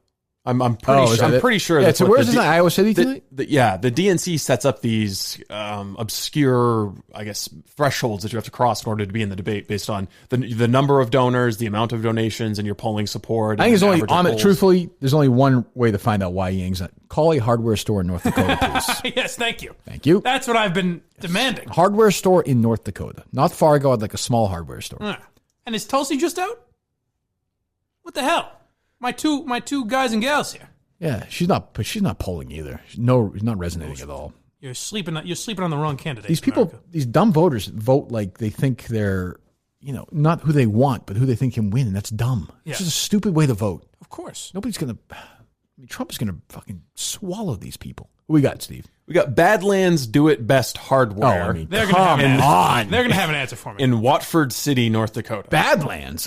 Come on. Can I handle this one as the big Yang guy? Sure, go ahead. All right.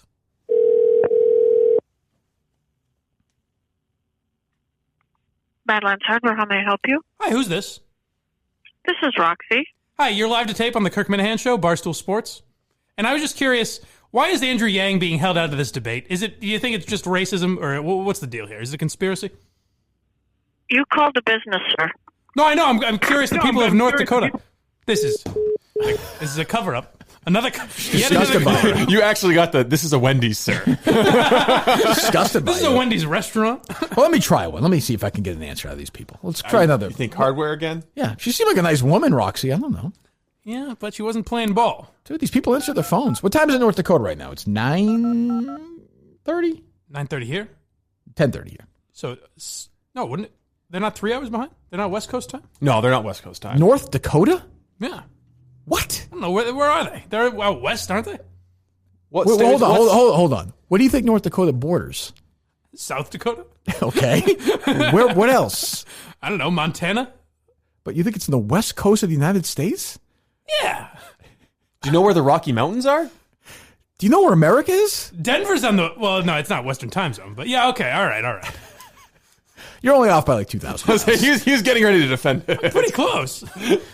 All right, we're calling Stanley Ace Hardware in Stanley, North Dakota. Well, it is 7:20 there. I mean, it's open. California time. I don't want to... I don't think it's that ridiculous. It's not even close. I want to look Good at morning, the map. Stanley Hardware. Hi, who am I speaking to? This is Jacob. Hi, Jacob. It's Kirk Minihane from the Kirk Minihane podcast and Barstool Sports. You're live to tape. Okay. What is up with Andrew Yang not being in this debate tonight? Can you explain that to me, crystallize it in 20 words or less? I cannot. I have no idea. I haven't watched the news in 7 days. I got no idea what's going on. Why not? Why 7 days? Why has it been the whole week? What's going on? We had a big grain fire in town, and I would be a fireman. So. Oh, well, okay. Jacob, I have a question. What time is it there? It is 9:24 a.m. Let me tell you. So first of all, you sound like a great guy. You're a fireman. Thank you for doing that. I appreciate it. My co-host of this podcast is so stupid. This guy you just talked to. He asked me when we called if North Dakota is on the West Coast. That's how dumb he is. Can you tell Mike? I know it's not on the coast. Hold on. Can you tell him how dumb he is, Jacob? It's fine. Go ahead and tell him. Well, that's not very educated. Come on, Jacob. I think we would be. Most people Jacob. confuse us with Canada. Jacob. It's what I'm saying, right? I mean, he's just this is a guy who doesn't even know why Yang's not in the debate. Right. Jacob, get the hell out of here. You've been knocked out. See you, Jacob. Thanks, buddy. We'll talk to you soon. I mean, it's just insane. I will say, hey, North Dakota, good day.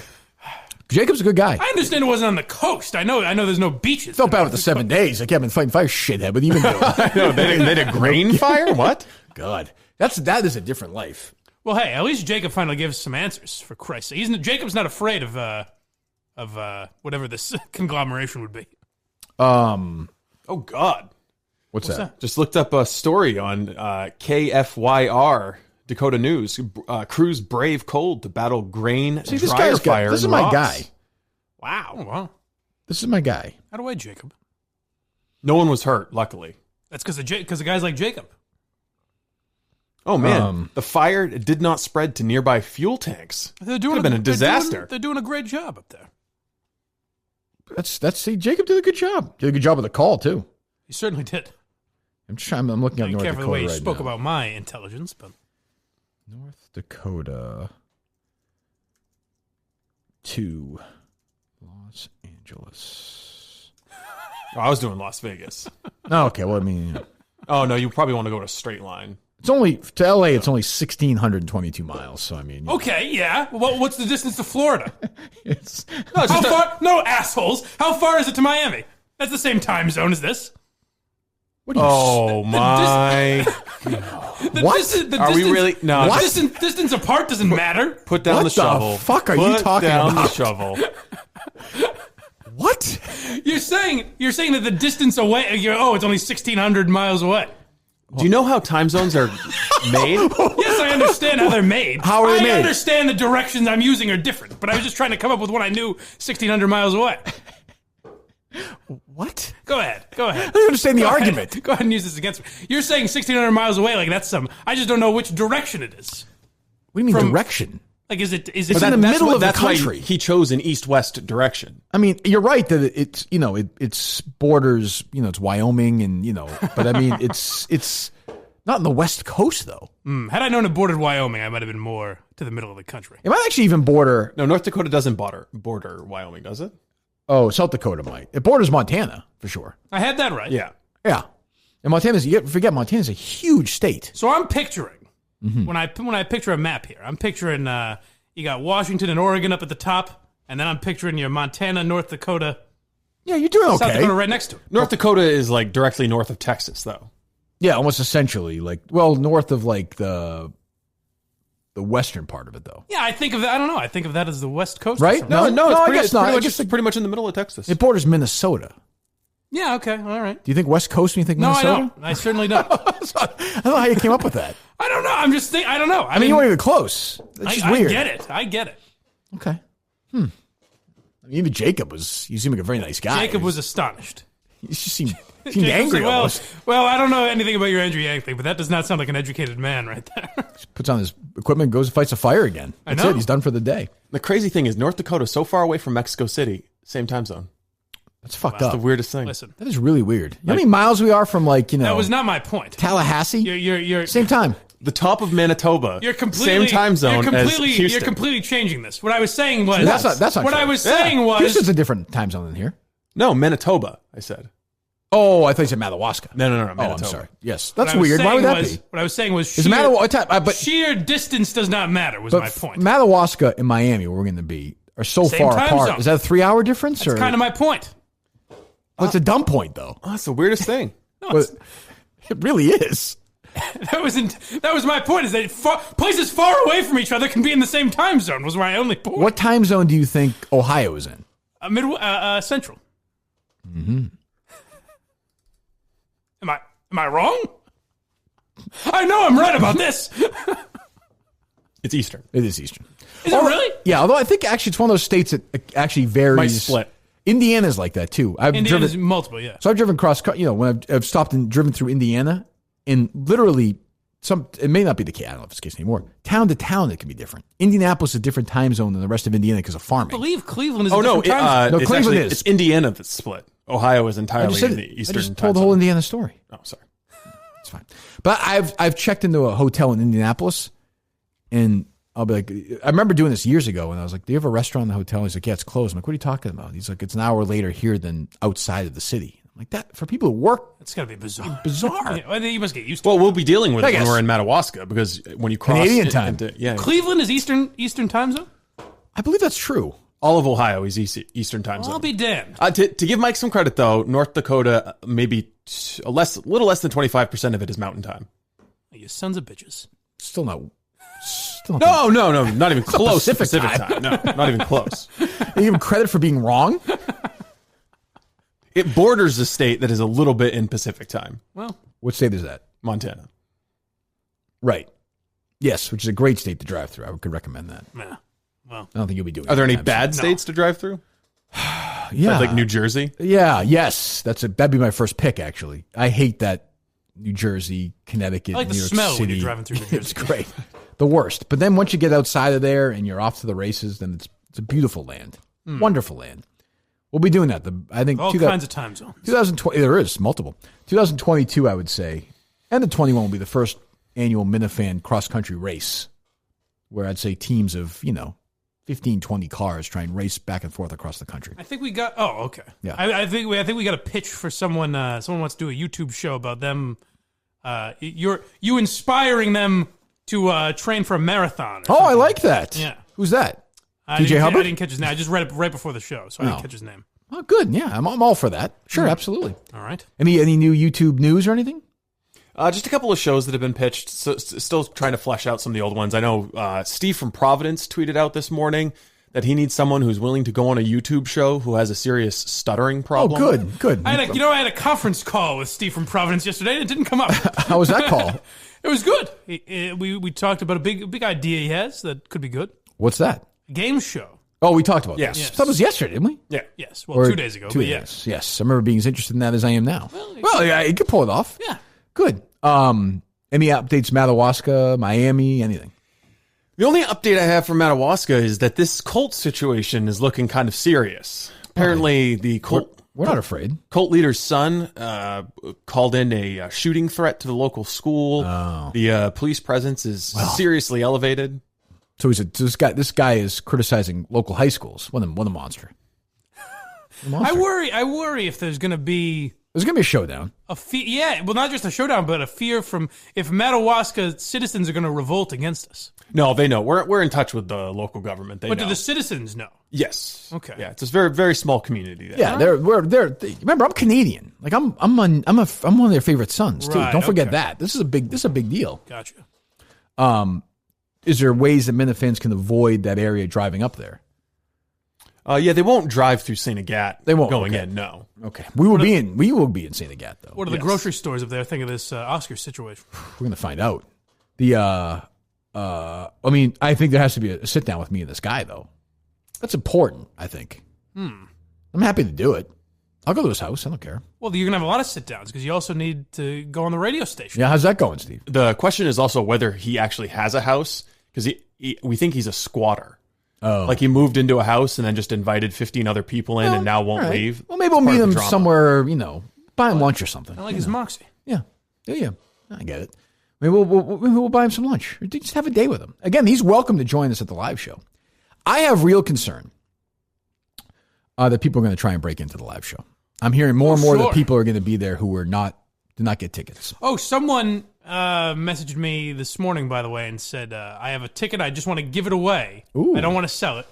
So Okay. I guess maybe I'll reach out to Patrick and say, throw it on the Discord or something. Well, maybe we might do something with that ticket here. Or we could do that. What do you think of that, Steve? Yeah. We talked about those extra tickets for a while. Of course, another idea that we didn't go through with. All right. So maybe we should do that. What do you guys think about I've seen some of this. The guy who bought 2 tickets and brings the girlfriend or the wife who's not a fan of the show.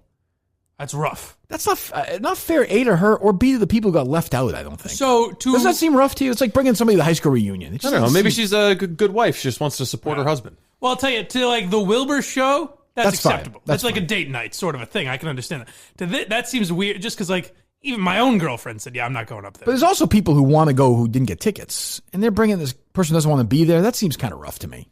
Yeah. Well, I mean, those people should have acted faster. I suppose. And you know what? Unless they properly warn them, hey, this is what you're getting in.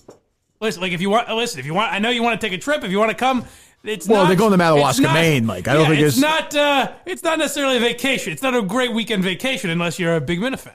Not only that, you have to say to your wife, like, look, we're driving hundreds of miles from where we are right now in Boston, say to Madawaska, Maine. You have to wrap your head around this. It's going to be the same time. No. I know.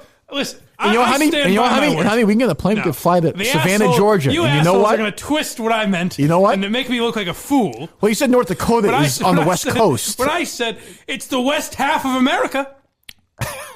You got to give me that. I mean, I don't even. I guess you got to give me that. Barely. Come on. Barely. It is. Barely. You said barely. it's above Texas, for Christ's sake. Well, Texas is pretty much in the middle of America. I don't know. I don't know about this. Did you ever look at the map of the country? Yes, many times. It just seems like you're a little off. I think if you split the country down the middle, you're going to get North Dakota over here. I almost feel like you'd split North Dakota. The left coast, I like to call it. You might be right, but it seems pretty close. No, Steve, you looking at it? Well, when you factor in Alaska, it's not even close. Well, that's. Oh, come on, I'm talking continental. What time is it in Hawaii right now, Mike? God only, I don't know. It's like 11 hours behind us or something. It's 8, 9. No, it's so far away. It's actually 10:36 a.m. next day. Well, what time is it? I want to say. Don't look it up. I want to say it's 6 hours behind. I was watching. That's probably right. They were playing golf there this weekend. I'm sure I overshot it. I want to say it's so that it would be 4:36. Oh, it's 5, not 6. 5. Okay, 5. All right. 5:30 a.m. 5:30, right? 5:36. Yeah. Oh, fine. Yeah. Terrific. I've never wanted to go there. Like, if you said to me, we can do a live show in West Virginia, the supermarket, or do now that I'm hearing it back in my head, 11 hours sounds a little ridiculous. I'm thinking London is only 6 hours difference. No, it's really stupid. I was nice enough to ignore that. I would rather do a live show at that supermarket your little hardware bit. in West Virginia than I would at the nicest place in Hawaii. Honest to God, I would not want to fly 12 hours to go to fucking Hawaii. Probably overrun by tourists. All I've ever heard about it. What, West Virginia? No. The hardware store, Are particularly. you going to contact the hardware store for a potential live show? Sure, yes. Good. I think we should get back in touch with Jacob for a North Dakota show. Well, that seems dangerous. I don't know. I'm concerned about the fires there now. True. Gotta make sure it's... This poor guy is a volunteer fireman. Yep. And he's working the hardware store beat? In Stanley, North Dakota. He's doing it all. He's probably a star in that. I like this guy. Yeah. This guy we should take care of. This is a guy that we should, The only man brave enough to answer questions Can we send him some stuff? Yeah. Jacob, we could just send it to Jacob at that hardware store. Sure. That's exactly how it goes, Steve. You're right. I don't think we'd just send it to Jacob and then mail it out to the world. I think we could be more specific, and you're right. Send it to the place he works. Jacob, West Coast, and it'll get to him. Jacob, what's the town? Stanley, California. But it'll take years. It's so far away. That's not what I said. The Florida argument's not a good argument. I know what you mean, but it's not a good. You know what I meant. I know, but north-south. I don't know. I don't know what you mean. I do. What he's saying is, I said North Dakota is 1,600 miles away from L.A. Now it's 1,600 miles away, like west. Had you said it's 1,600 miles east, then I wouldn't have said anything. You just said it's 1,600 miles away. So my point was, anything can be far away and in the same time zone. If it's north-south. Right. Correct. Right. Yes. That was my point. You weren't thorough. Well, I'm nothing if not thorough. I suppose. I don't really know. Now, what I am fascinated by, other than... who says this? I don't want to be one of these guys. This show gives you everything. This show gives you everything. Everything. Stop bitching, you assholes. We give you everything. To think I was also seriously interrogating a woman about you're very upset a racial issue an hour ago. Well, this is what we do. This is how I do it. I said, let's call the supermarket. But I think it's good promotion for the show now. If every day we just call people from around the country and say, "Hey, have you heard of the Kirk Minihane show on Barstool Sports?" That's how you build it up. Yeah. Jacob's going to subscribe. Now they have a story. Wait till Mike tweets out this whole bit in hashtag time zone. It's going to take off. Yes. The people are going to click and say, well, I'm interested in time zones. Hashtag West Coast. Yes. And then you got that whole side of the country. Because everybody who lives on the West Coast wakes up every morning on Twitter and searches West Coast. Yes, exactly. I do that here every day. Now you get it. East Coast. Now you understand. I'm about to look at the Uncut Gems. What did I see? Mike. You're right. I said, I like this guy. I got to follow him. If you did, then you did. Absolutely. Absolutely. What else, Steve? Oh, by the way, we can only go so long today. Steve's busy at 11 o'clock. Why is that? You act like it's something of my own choosing. Well, you told me you couldn't work after 11 today. No, I told you that Jen at Barstool wants to have a check-in with all the podcast producers, and they scheduled it at 11. I asked them to reschedule it, and they say, we're going to have to reach out to the 35 other people involved. Is there really 35 people on this call? That's what Jen said. You're going to tape it, right? I wasn't planning on it. Yeah, well, if anything interesting, you can tell us tomorrow, right? All right. Yep. What do you think it's going to be? I don't really know. I haven't been on a conference call this broad. I'm sure they'll talk about... Whoa, hey, she's a nice lady. Yeah, Jesus Christ. God, broad. I was using it as an adjective. I understand, Steve. Okay. Playful as always. I think it'll be about the new water sponsorship because we're going to be drinking Body Armor water from now on. Who's we? You All two, of us. all of us. Oh, yeah? This office, yes. Excellent. I love Body Armor water. Barstool wide. So it'll probably be about some of that kind of thing, just like general notes to promote. You're not going to ask any questions, are you? No. They gonna send me some Body Armor water because odds are I'm not going to 15 find minutes it. long. That's true. Tizania just got back to me though. Whom? The woman from WBUR. Oh, what'd she say? Thanks for the invitation. I'm going to pass. No, it's too bad. That's weird. I got one of those. That's too bad. From her? No, I wanted to talk to the guy that exposed Shane Gillis and other like SNL cast members and shit like that. They want to talk? It was weird to get, I have to respectfully decline. And I felt like Steve for a moment. Well, thank you for reaching out, I guess. It's their prerogative, I suppose. Do what they want to do. But, yeah, so you have that today. Okay. And I think, I got up in the middle of the night last night. And I was up for 2 or 3 hours after that. I had I'm excited for Madawaska. Mm-hmm. But I had Wilbur ideas kicking around like crazy. Oh, really? Wow. Yes, I am This is my life's work now. This is essentially a one-man show. Okay. All due respect. You guys are welcome to join and all right. be supporting actors, but this is... Hey, if you don't want me to do stand-up, that's fine. no, you're doing stand-up. No, you're doing stand-up. It's one kind of I want to let you kind of, Stand up from sea to shining sea, all the way from the coast of Maine to the coast of North Dakota. You'll be doing your stand-up. I'll you know what? I'm digging my heels in. It's a good fight. It's like a flat Earth. It's an important fight. Who are you protecting by saying North Dakota is not on the West Coast? I mean, we could call random places and find out. But this is. I have said this. I think I said this the other day. This is the night when the Minifans put on the tuxedos and the prom dresses.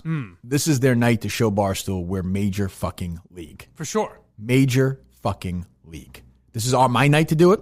Your night to do it, Mike. Even Steve's night. And the Minifans to bang that place out quick and make Barstool say, "Holy shit, why are we not paying more attention?" Misjudge this crowd. Yes, they're not this little cult with this loyal crowd that does nice numbers. This is a fucking juggernaut. Right. This is the biggest night in the history of the Kirk Minihane Barstool show. That's what I would say. It's just Steve from Providence and DEC. There. I'm a little concerned about it. It's by far the biggest night. And I know, I have every confidence that Minifans are going to step up and be great. But we're going to announce, I'm not going to announce a date yet, of course. But we're down to 2 dates, right? Yes. Oh, really? You confirmed that last night? Yes. Okay. You have an actual date confirmed yet? No, I don't have we're down to those 2. Okay. We're down to 2 dates, and we're going to announce it soon. And we'll announce it right. And it's not going to be one of these things where we just go and do a show, 3 of us, which is fun. Madawaska is going to be awesome. It's going to be a good time. But this is going to be, epic, a night to remember. You thinking celebrity guests? Or, maybe some. I got. We're bringing in Romo. Okay. Yes. Bringing Marty Walsh. It's going to be big. Big. Speaking of huge events, Jen wants to know if you're still going to do the pond hockey tournament in New Hampshire in February. What? Anything else? Did you ask that today? Yes. Tell her he's the guy's had a busy February. I'm in fucking Miami. I'm in Madawaska. That's the next weekend, right? It's the 21st and the 22nd. Say, what is my role there? I'm happy to. I always say yes. I'm happy to do it. What would my role be? I know I was do my thing. Do your thing, I think is what the text message said. Okay. I'd like you to respond. He's going to be a little tuckered out that weekend. Yes.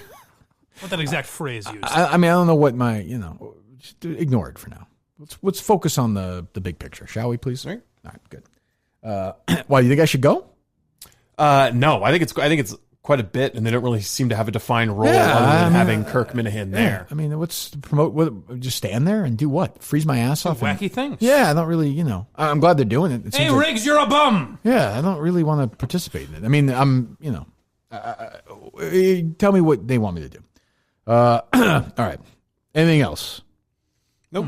I don't think so. Mike, anything else? No? I don't think so. All right, thanks to our great friends at Milton's. Thanks to April Rain, right? Yes. Look, I say this all the time. She came on. Yes. Which is awesome. I think that's tremendous. And she didn't, stuck to her guns. Yeah. Wasn't rude, just disagreed. Yeah. And we talked it out. And, accomplished nothing in the big picture as always, but that's okay. Yeah. We'll have more stuff tomorrow. I don't know if Cora will be fired today.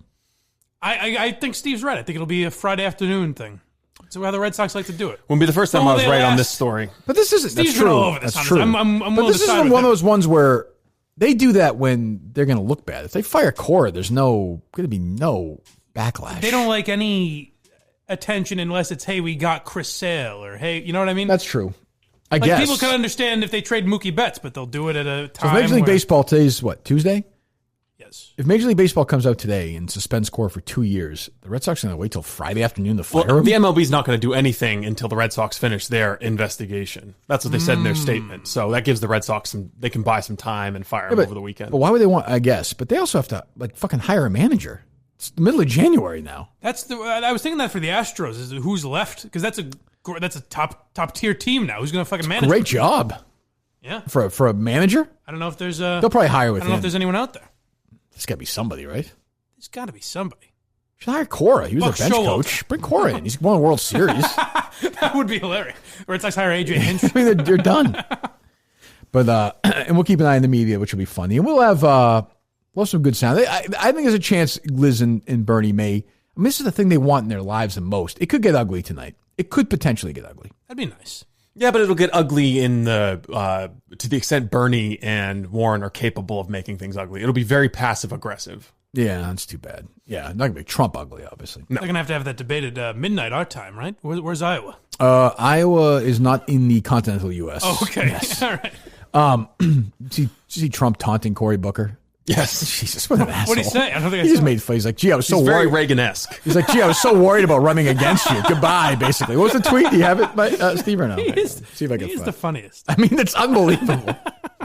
So the guy... Like, in between, serious global conflict, bombing Iran, threats of war, missile attacks on U.S. bases. Throwing shade at Cory Booker. Didn't you just saw on Fox News and then just tweeted it? I got it here.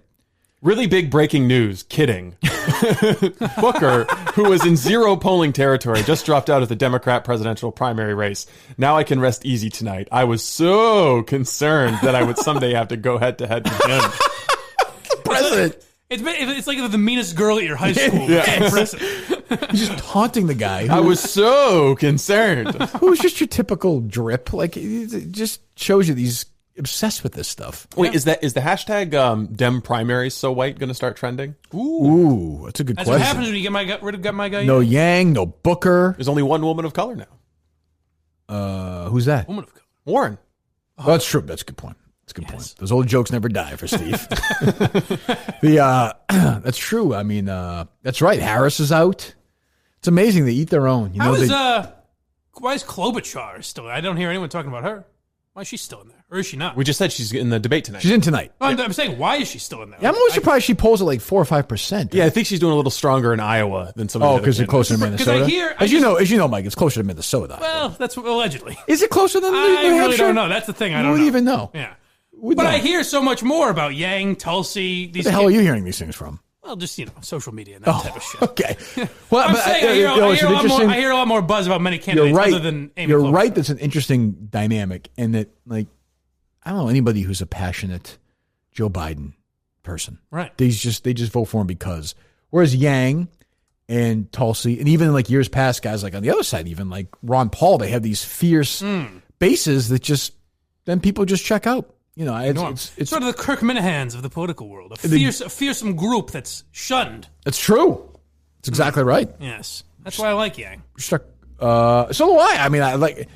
Tom Shattuck had a good sit down with him. Did you read that? I did, yes. I gave him a question. I told him to ask about his conversation with Shane Gillis, and that kind of get the ball rolling in the whole conversation. Why would Andrew Yang not go on with Kirk Minihane and go on? I like Tom in the Herald, and I mean in the Lowell Sun and everything. We talked about it. Yeah, I don't know. I don't know why that would be. Much bigger, younger. It's got to be. Social media would blow up. I mean, because my instinct would be to say that Barstool scares them, but he did PFT. Yeah, and at this point, if you're him. Like, you got to take some real chances. Like, that's, it's probably over anyway. But, I mean, take a shot or two. Forget that. I'm not even saying us, but just in general. Right. Like, he's gone on Rogan, has he? Well, yes, he has. That's right. Not recently. That's right. And so did Tulsi, right? Yes. Did Tulsi? Tulsi I know did. Bernie did as well, but. Bernie did as well. Tulsi I was not overwhelmed with on Rogan. Was that fairly recent or no? I haven't seen that. It was within the last 6 months, I think. Oh, or maybe 8 to 10 months. Okay, so not real recent. Yeah, I forget. I'm so in and out on Rogan. He had one the other day. I was like, I have no interest in this. It's when he gets in the MMA stuff. I haven't listened in a while. One was 4 hours. And look, who am I? Not for any reason. I've just got May 13th last year. He had her on. Okay. Yeah. Oh, Jesus, that long ago? Yeah. He had one with MMA guys the other day, and it was like 4 hours, and I was like, I just, Yeah. Who am I to say the long podcast? But still, I was like, But I mean, that's how he does it. Oh, you absolutely. can check in on different times. Sometimes he's a scientist on or a professor. It's worked. I am not saying it's definitely working. So we'll get ready for big announcements here in the next couple of weeks. Again, thanks to April and to our great friends at Milton's. And unless I'm forgetting anything, Steve's going to have his meeting update tomorrow. Yep. Good. 35 producers? Well, you figure there's a lot of shows. Yeah, more than you think. You've got you've got the radio producers. Will they be there too, you think? All the podcasts. I think so. It's just, it was described to me as a producer check-in. I didn't get any information about what it would be. I just got a calendar I would think everyone except like Za is probably live right now. Yeah, if you're on, you're or not whoever talking. else. Yeah. All right. Okay, we're back tomorrow. See you then. This was pretty reprehensible. I don't know how it can be anybody's idea of humor.